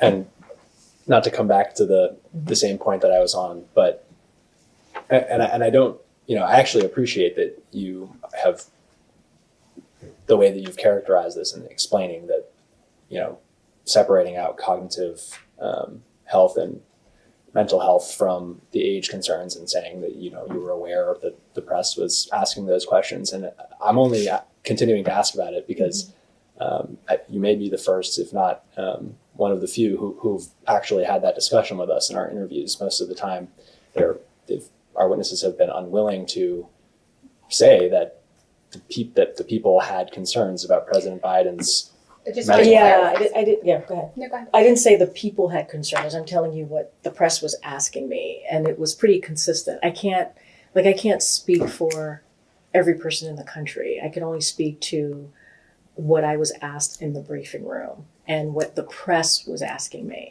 and that was what I was speaking to. I'm not asking you to speak for every American, but do you think that a significant group, you can characterize the grouping if you'd like, but were the American people concerned about President Biden's cognitive or mental health? Again, obviously you read me one poll, right, that I was asked about. I cannot do a broad brush and talk about the American people, right? I cannot. It's not something that I can do. What I can tell you is my experience, my observation, and things that we have talked about in the briefing room. The president's talked about his age. It's not something that we did not talk about directly or engage on directly. So the press was very interested in that topic then. That's what you're saying? Yeah, I've said that multiple times. And the briefings would prove that. And you don't think that that's a reflection in any way that the American people were also concerned about it?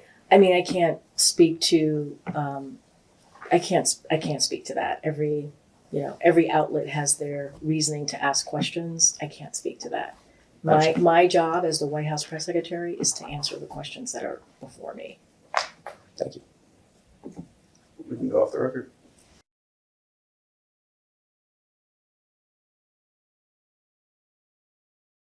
There are two more people that joined, so. Billy Grant, counsel for the majority. Hannah Cabby, professional staff for the majority. Thank you. Ms. Jean-Pierre, in the previous hour, you talked to my colleagues about the president's debate, and they asked you about the reaction to President Biden's performance. As I understood, you do not attribute the president's debate performance to cognitive issues. Is that correct? No. And nothing about that debate changed your understanding that Joe Biden was able to execute the duties of the office of the President of the United States, correct? That's correct. And my majority colleagues also asked you about a few examples of President Biden misspeaking. And you also again, you do not attribute the president misspeaking to cognitive issues. I do not. Correct.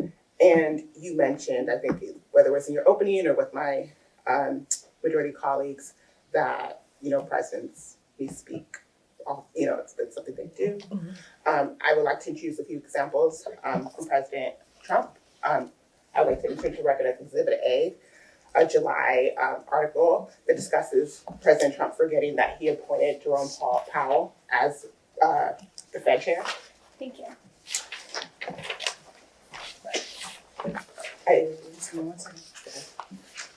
Thank you. Okay. I would also like to enter into the record as Exhibit B, a New York Times article that discusses President Trump using Nikki Haley with Nancy Pelosi in regards to the January 6th attack.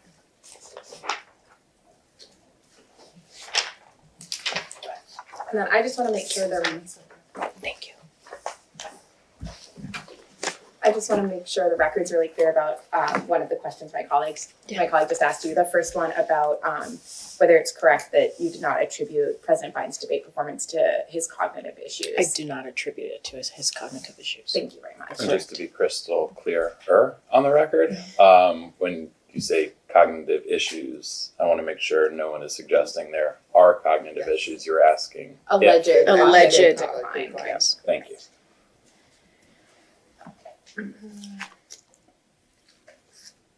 My majority colleagues noted earlier that some of the targets of this investigation chose to invoke their Fifth Amendment rights.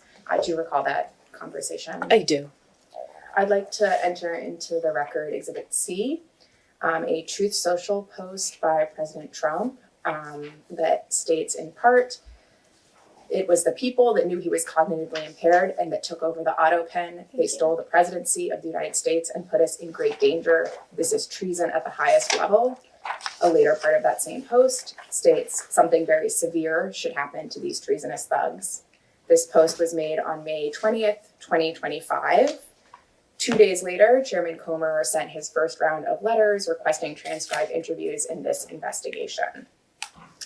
I then would like to enter into the record as Exhibit D, a June 4th, 2025 presidential memoranda, in which President Trump directed the Attorney General to investigate, quote, "whether certain individuals conspired to deceive the public about Biden's mental state and unconstitutionally exercise the authorities and responsibilities of the president." On that same day, Chairman Comer sent additional letters to senior White House officials, former White House officials, requesting transcribed interviews in this investigation. My majority colleagues also quoted earlier from excerpts that appear to have been published from Vice President Harris's upcoming book. You said you have not read the article or the excerpts, is that correct? That is correct. I have not. I will just read one more piece of the excerpt to you. On his worst day, President Biden, was more deeply knowledgeable and more capable of exercising judgment and far more compassionate than Donald Trump on his best. We'll go off the record.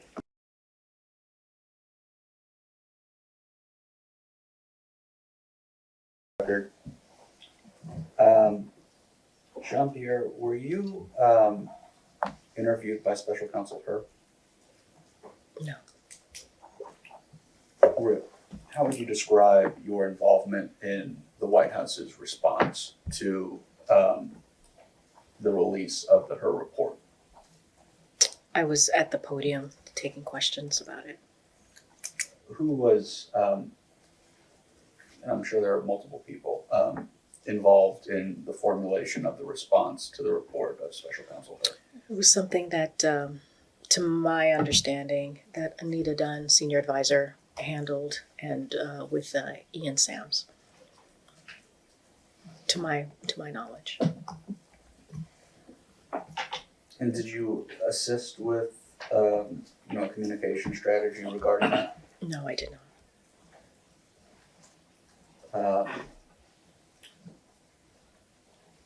besides being at the podium. besides being at the podium.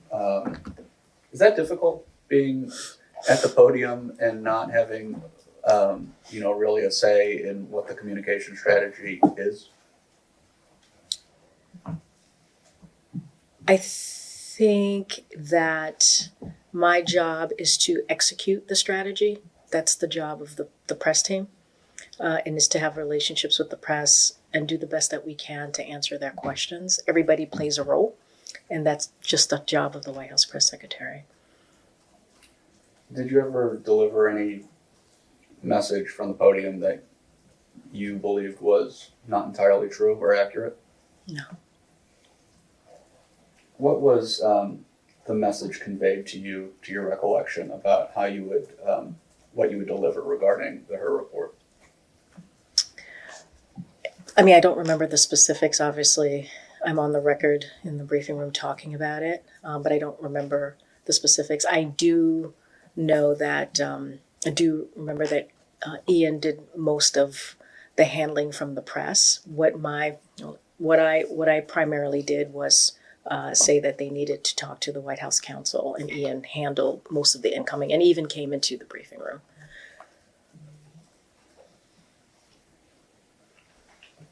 Was the White House, is it fair to say that the White House was not exactly thrilled about the conclusions of the Her report? I mean, Are you asking about, sorry to interrupt, are you asking about a particular person or conversation? I was just asking the about building. the general vibe surrounding the Her report, but I can be more specific. Did the people who did formulate the response to the Her report, did they take issue with the conclusions of the Her report? I don't recall anything specific, like any conversations. I just can't speak to anything directly. Do you that I remember? had. Sure. Sorry, I didn't No. mean to cut you off. Do you remember? And I think I'm quoting, but I'm paraphrasing because I'm doing it off the top of my head. But do you remember the conclusion that President Biden would be likely to present himself to a jury, as he did during our interview of him, as a sympathetic, well-meaning elderly man with a poor memory? Do I remember? Do you remember that conclusion from the Her report? Yes, I do. Do you remember anybody's again from the White House communications team, or really anyone in the White House at large, about people taking particular issue with that statement? I don't remember specific, more broadly speaking. But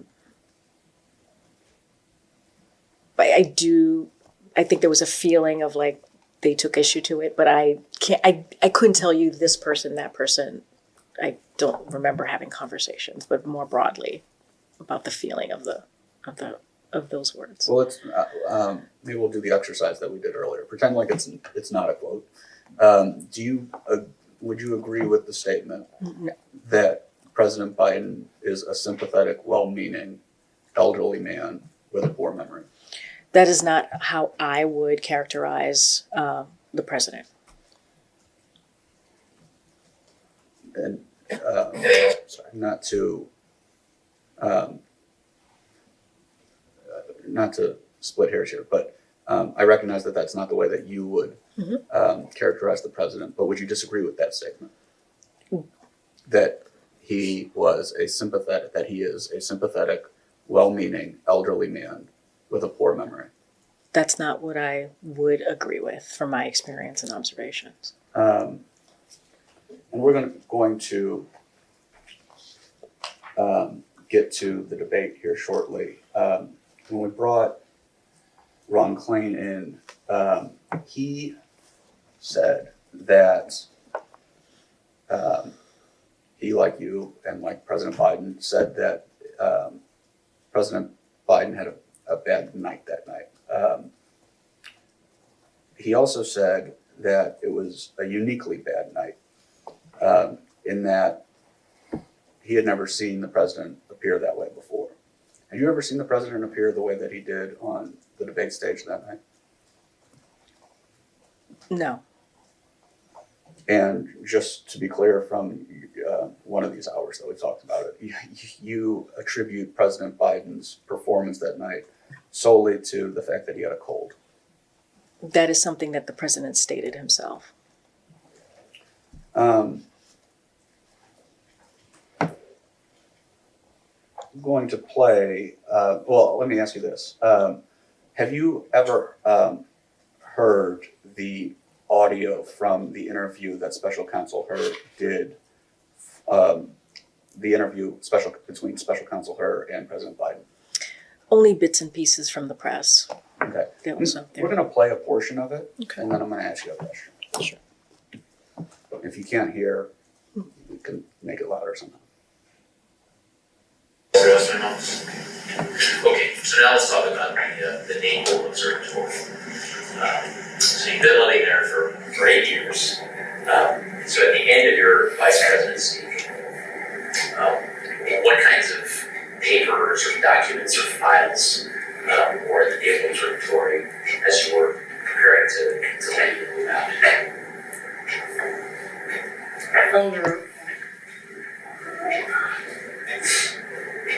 I'm trying to think. A lot of my speeches, a lot of the initiatives I've taken, a lot of, there are probably some press clippings, I'm guessing. I'm trying to think. What else? Photographs.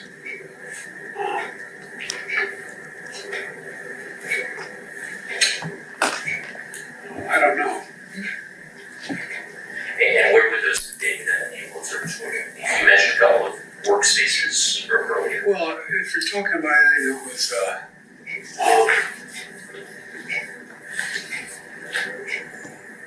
a substantive matter, classified or otherwise, you know, the fight in the Judiciary Committee over whether or not I was the guy who wrote the Violence Against Women Act.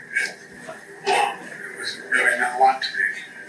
And so they might find stuff with Violence Against Women Act in one section of a drawer or in the shelf of the library of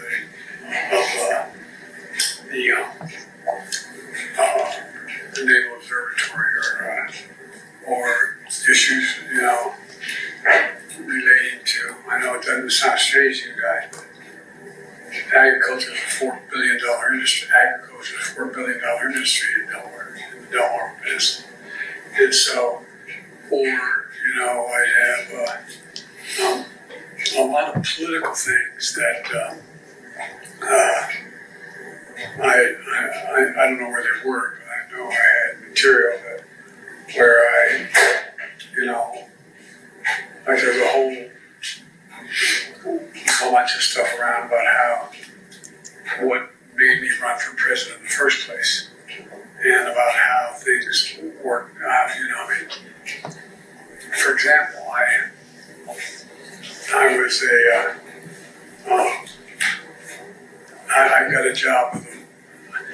I didn't take law school very seriously, but I won the international court competition.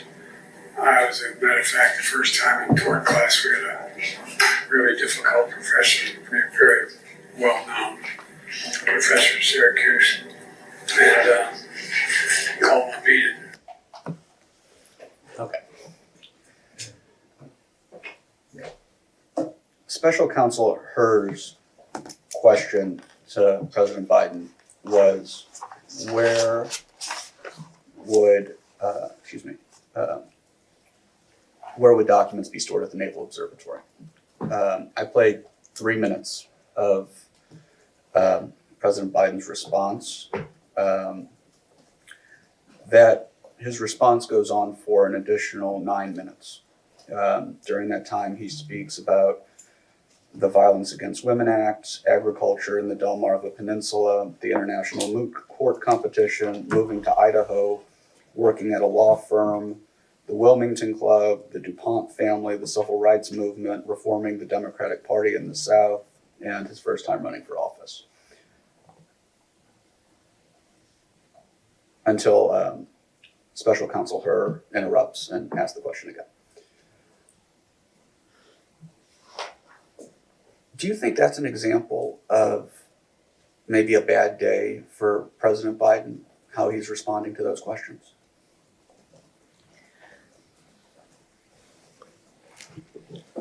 Yeah, just like to make clear, obviously haven't heard the balance of. I understand. The interview wasn't in the room. Yeah.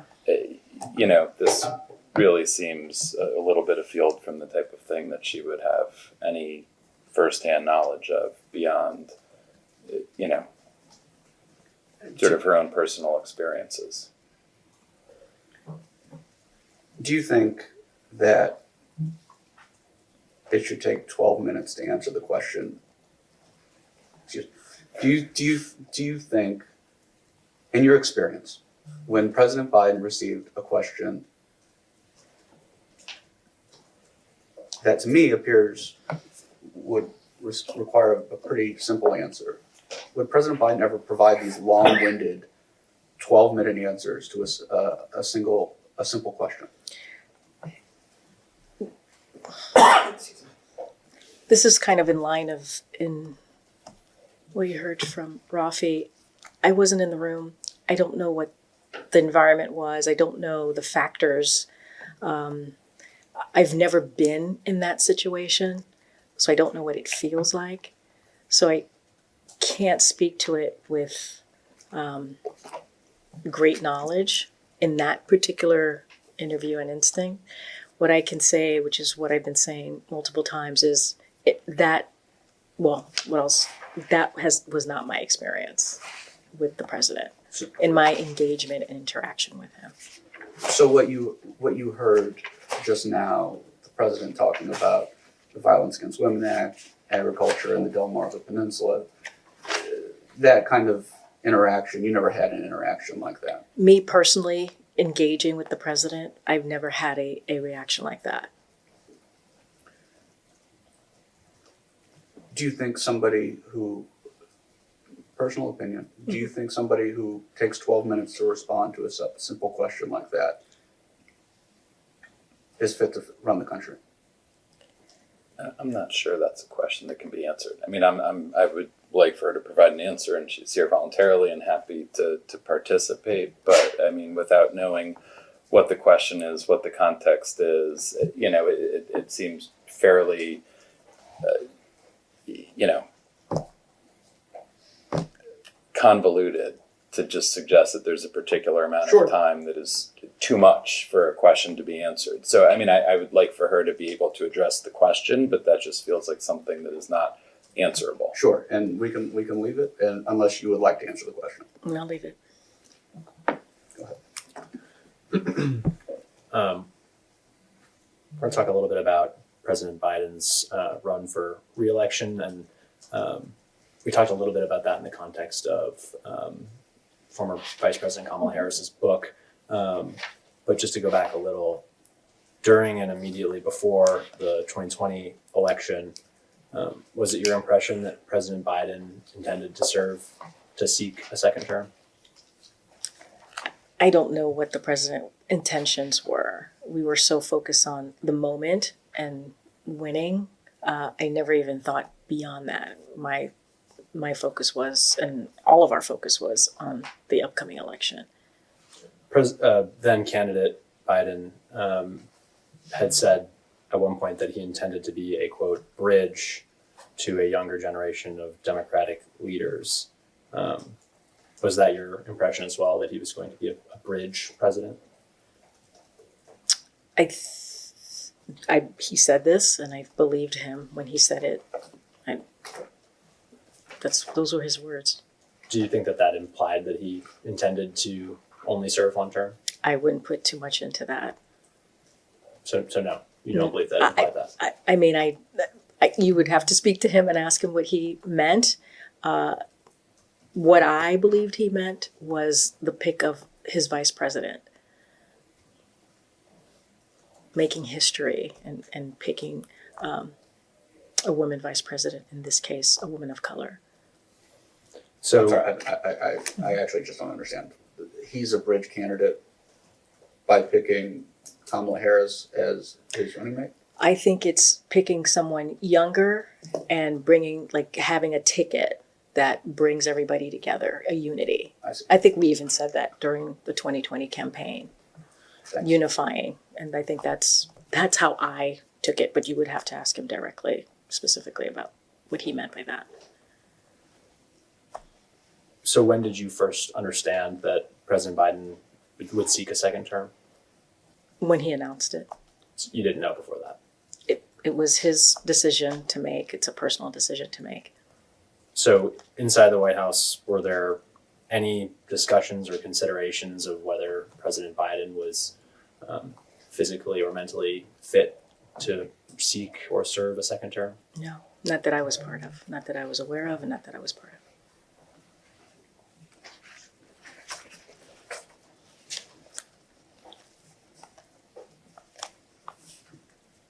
And to circle back to the 2020 election, because we're going to talk a little bit about debate prep for 2024. So for 2020, I think you had said that you had some role in preparing Joe Biden for his debates in 2020. Is that right? Yeah, I was part of the debate prep. Okay. And were you part of the debate prep team for 2024 as well? No, I was not. What did debate prep look like for the 2020 debate? Again, Understanding, of course, I would just COVID. yeah, it was an awkward time, so it was all virtual. There was some moments where there were people there at the location with him, and then there were folks who were virtual. At the time, I had a dual role, so I was virtual for the debate prep.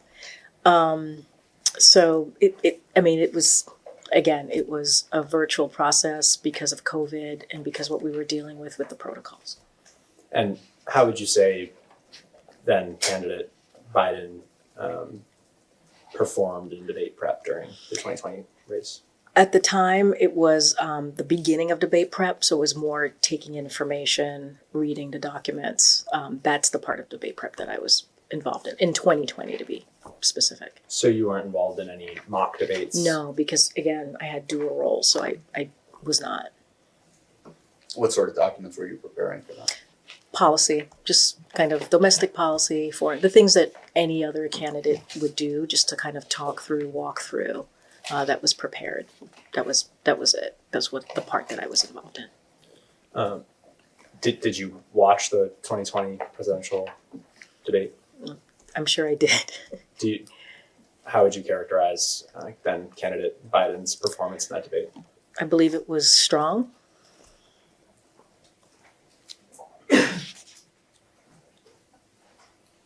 So you were not at Camp David during the debate prep for the 2024? No, not election. in my role as White House press secretary. I was not involved in campaigns or any political strategy that related to his reelect. Did you have any conversations about debate prep with any of the people who were there or were involved with it? If it was informal. It was like, how's it going? Very, very informal. No memo, no specifics, no readout. It's my understanding that there were certain White House staff Yes. present, correct? Yes.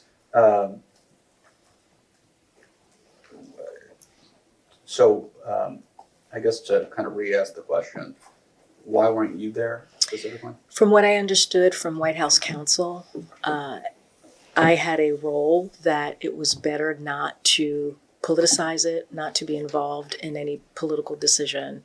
It was better just to keep me, in my White House government role and not be involved in that way, in any decision-making strategy or part of the campaign And not to ask conversation. you an awkward question, but you're not unaware of anybody recommending that you don't attend, besides White House counsel providing advice, but nobody in senior staff recommending that you not appear there. No, it was a White House counsel decision because I was so public. And if you watch the briefing, you probably would understand why. I watched a lot of them. Yeah. So in your, hey, how's it going conversations, informal conversations, I think you said, with people who were involved, what did they say about how it was going? It was just one person, the communications director, because he was there and we're friends, and he'd be like, "It's going great." It would be one answers. It wouldn't be it wouldn't be a full-throated explanation. So in that conversation or conversations, there was no indication that debate prep was going poorly? I never got that indication. Even before debate prep, did you ever hear anybody express any concern about how President Biden would do in a debate in 2024? No.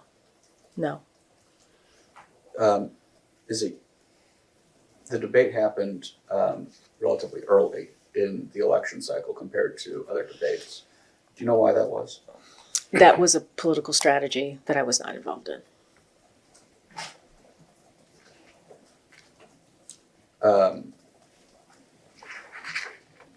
Following that thread, are you aware of anyone opining that it should be an early debate to push back against any of the narrative or concerns about President Biden's age or ability to do the job?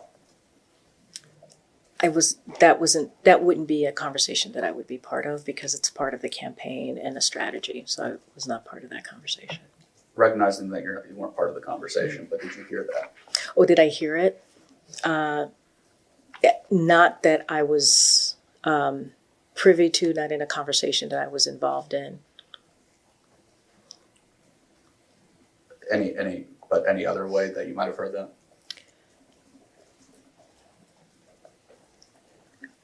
Not in a conversation that I was involved with. I would certainly make that assumption, but I was not part of a conversation to make that decision. Understood. To understand that you were not involved with debate prep in any way for the 2024 race, were you there on debate night? Yes. I think, if I'm recalling correctly, I think there were a couple of different holding rooms or rooms where different staff or campaign staff were watching from. Do you recall who you were sitting with when you watched it? Correct. I was in a holding room with a mix of White House staff and campaign staff watching the debate.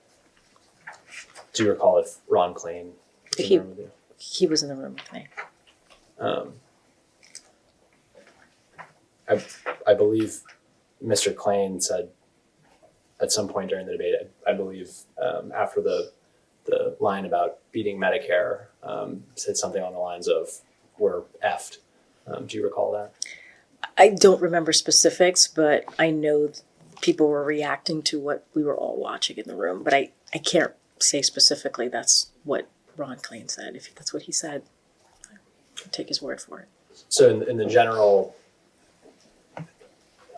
reaction to the debate in that holding room, was it clear then that it was a bad night? I think for many of us, including the president, who said it was a bad night, it was a bad night. But I want to make clear, it was a bad night for not health concerns, but political strategy concerns. That's what was going on in the room. So what was bad about President Biden's performance? Look, I think we all watched it. I'm not going to go into specifics, but we all watched what was happening. And he said it was a bad night. We all watched it. We all agree it was a bad night. It did not go the way that we wanted to. I understand that. Frankly, I'm interested in your perspective. You have a lot of expertise and you've worked in politics a very long time, and you don't have a specific aspect of it that was poor. I agree with the way the president characterized it, which was it was a bad night. Were you part of the spin team that goes out on the floor after these debates and characterizes the candidate one way or the other? I would not be, because that would be a political strategy and part of the campaign world. So I would not be part of that. And just to go back to what you said, you attributed a lot of President Biden's appearance to a cold. Is that correct? Yes, that's what I have attributed it. I've said that on the record many times. When did you first learn that President Biden had a cold? When I was in the room.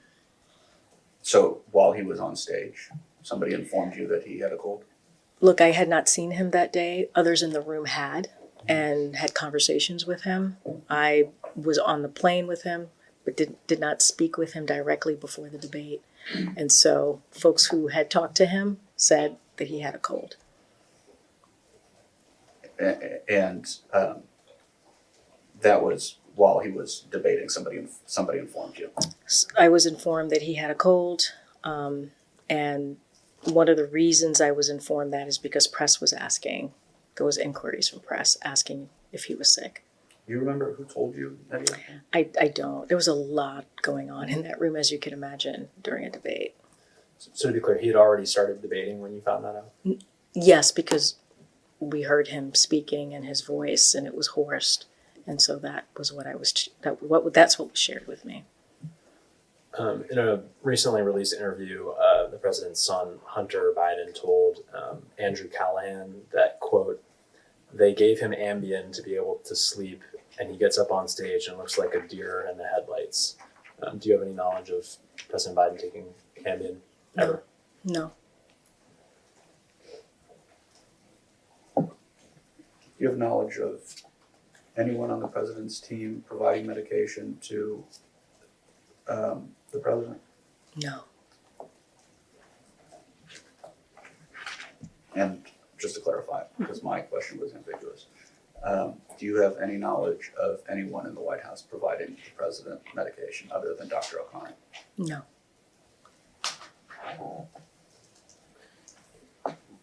Did you discuss the president's performance after the debate with him directly? I had a brief conversation on the incoming that I was having, that I was getting from the press about the debate, because he asked. And what did you talk about?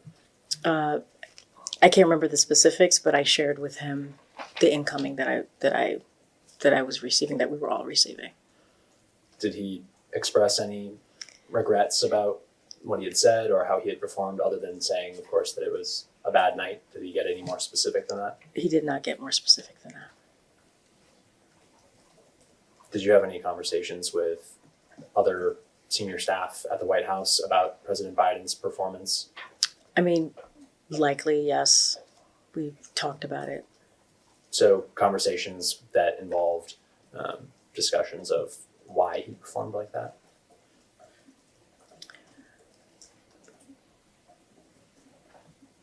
We talked about the debate, the incoming that we were getting, and how to respond to reporters. How are you directed to respond to reporters? We shared basically what I shared before, that he had a cold. They also asked me if he was tested for COVID.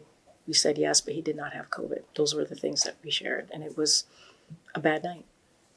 Were there any additional talking points that were suggested or you put in the book that weren't put out? Just for some clarity, it wasn't talking points. It wasn't in the book. We were traveling. We were on the road. It was just trying to get in real time answers to questions that reporters were asking. So, but did anybody suggest a different narrative other than that he had had a cold for why he'd perform like that? No.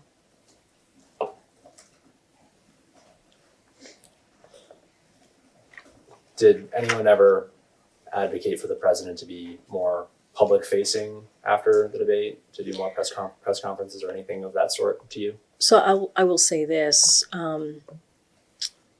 as it relates to public facing and his schedule, we went from, if I remember, which was always the plan, we went from Atlanta to North Carolina to New York to New Jersey. We had a full, 2-3 days of a 4-state swing. And that's if I'm remembering the numbers of states and the amount of days. But we had a pretty full, robust schedule coming out of the debate.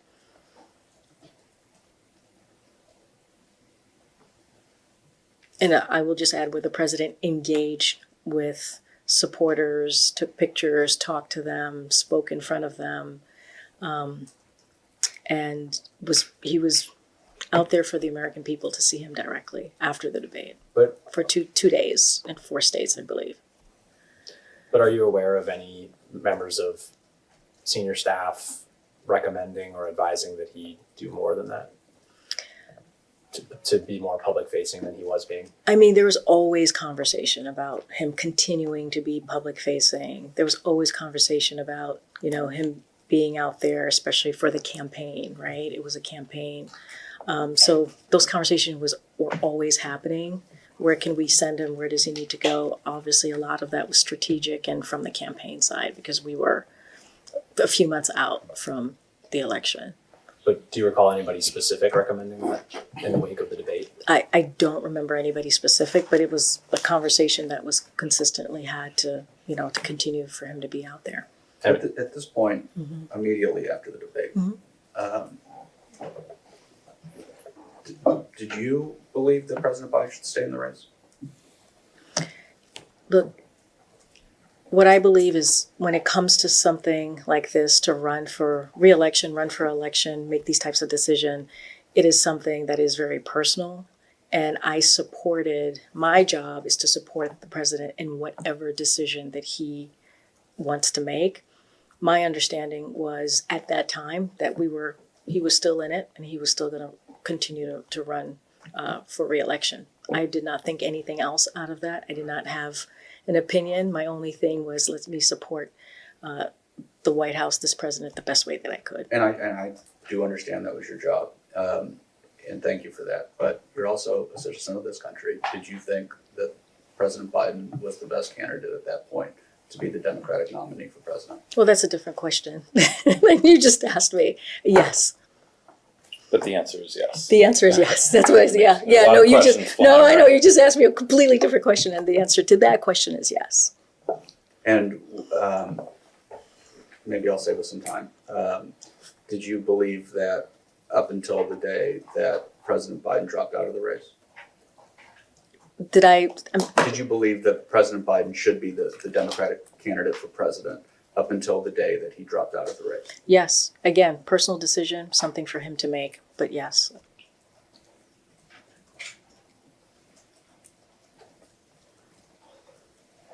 But you can support somebody's personal decision and not tell them that you disagree with it.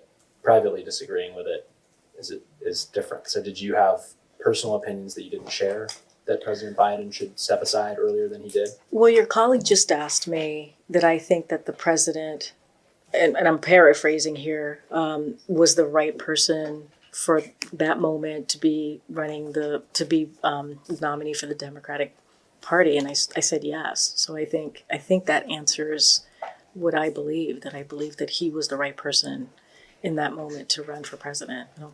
I think that answers that question. Did anybody that you're aware of on the campaign or in the White House have a different view than you? Did anybody start having reservations about whether President Biden should stay in the race? Not directly. I never had a conversation with anybody about that. Did you hear of conversations that you weren't part of where that was raised? No. And when it came to the campaign, I just wasn't engaged with people on a regular basis. So I couldn't even tell you what was going on the campaign and people's feelings. At one point I believe it was on Morning Joe, President Biden implied that, or said directly that it was the elites in the Democratic Party that were pressuring him to step aside. Do you think that's true? Look, I think there were a lot of factors that led to the president to decide not to run. He wrote about it. There's a statement that he put out, and I would just let him speak to it. I mean, he was very clear when he made that decision, why he wanted to, and he did an Oval Office address laying out his thought process.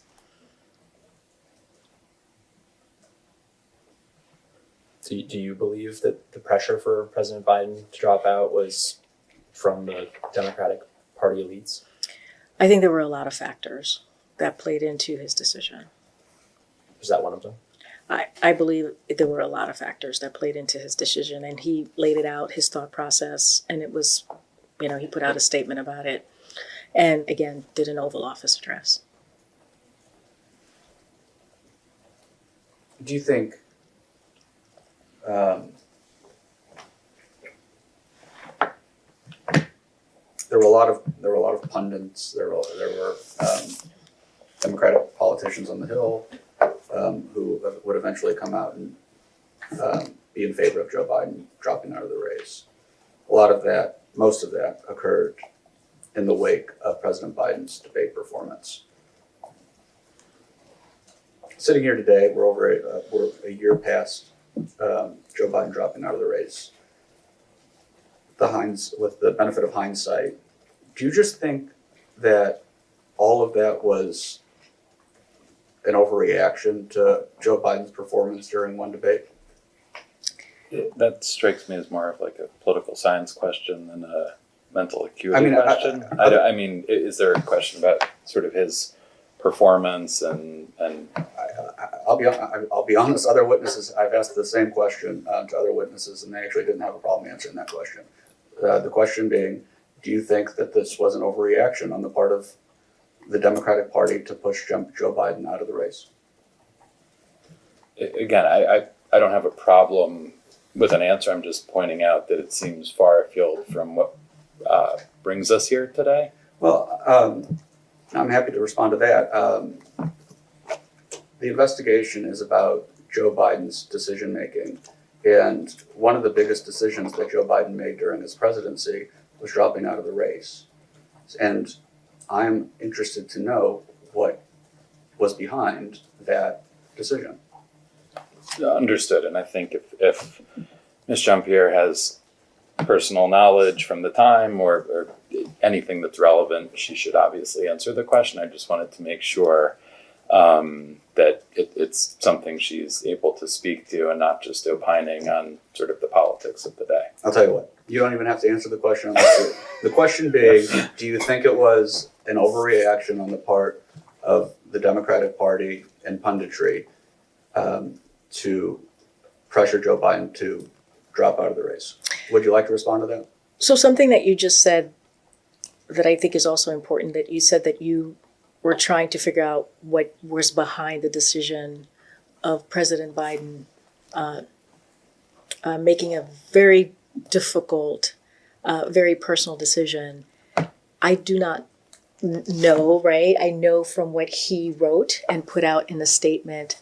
I was not part of his thought. What I don't know is I wasn't part of his thought process. I wasn't in the room when he was making this decision. I wasn't in the room when he was talking to his family. I was not in the room.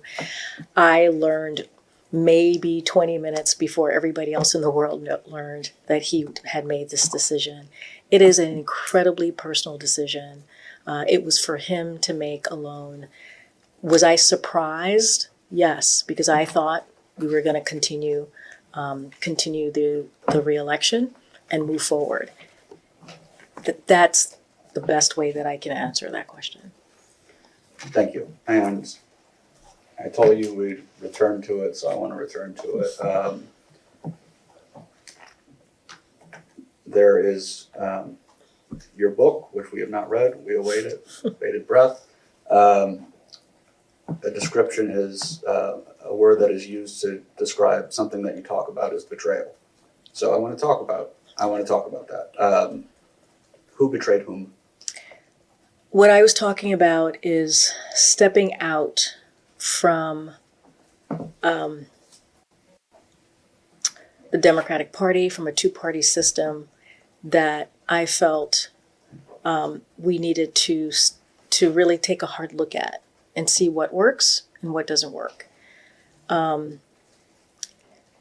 It was a feeling of, and there were many factors that played into this, of I want to do this in a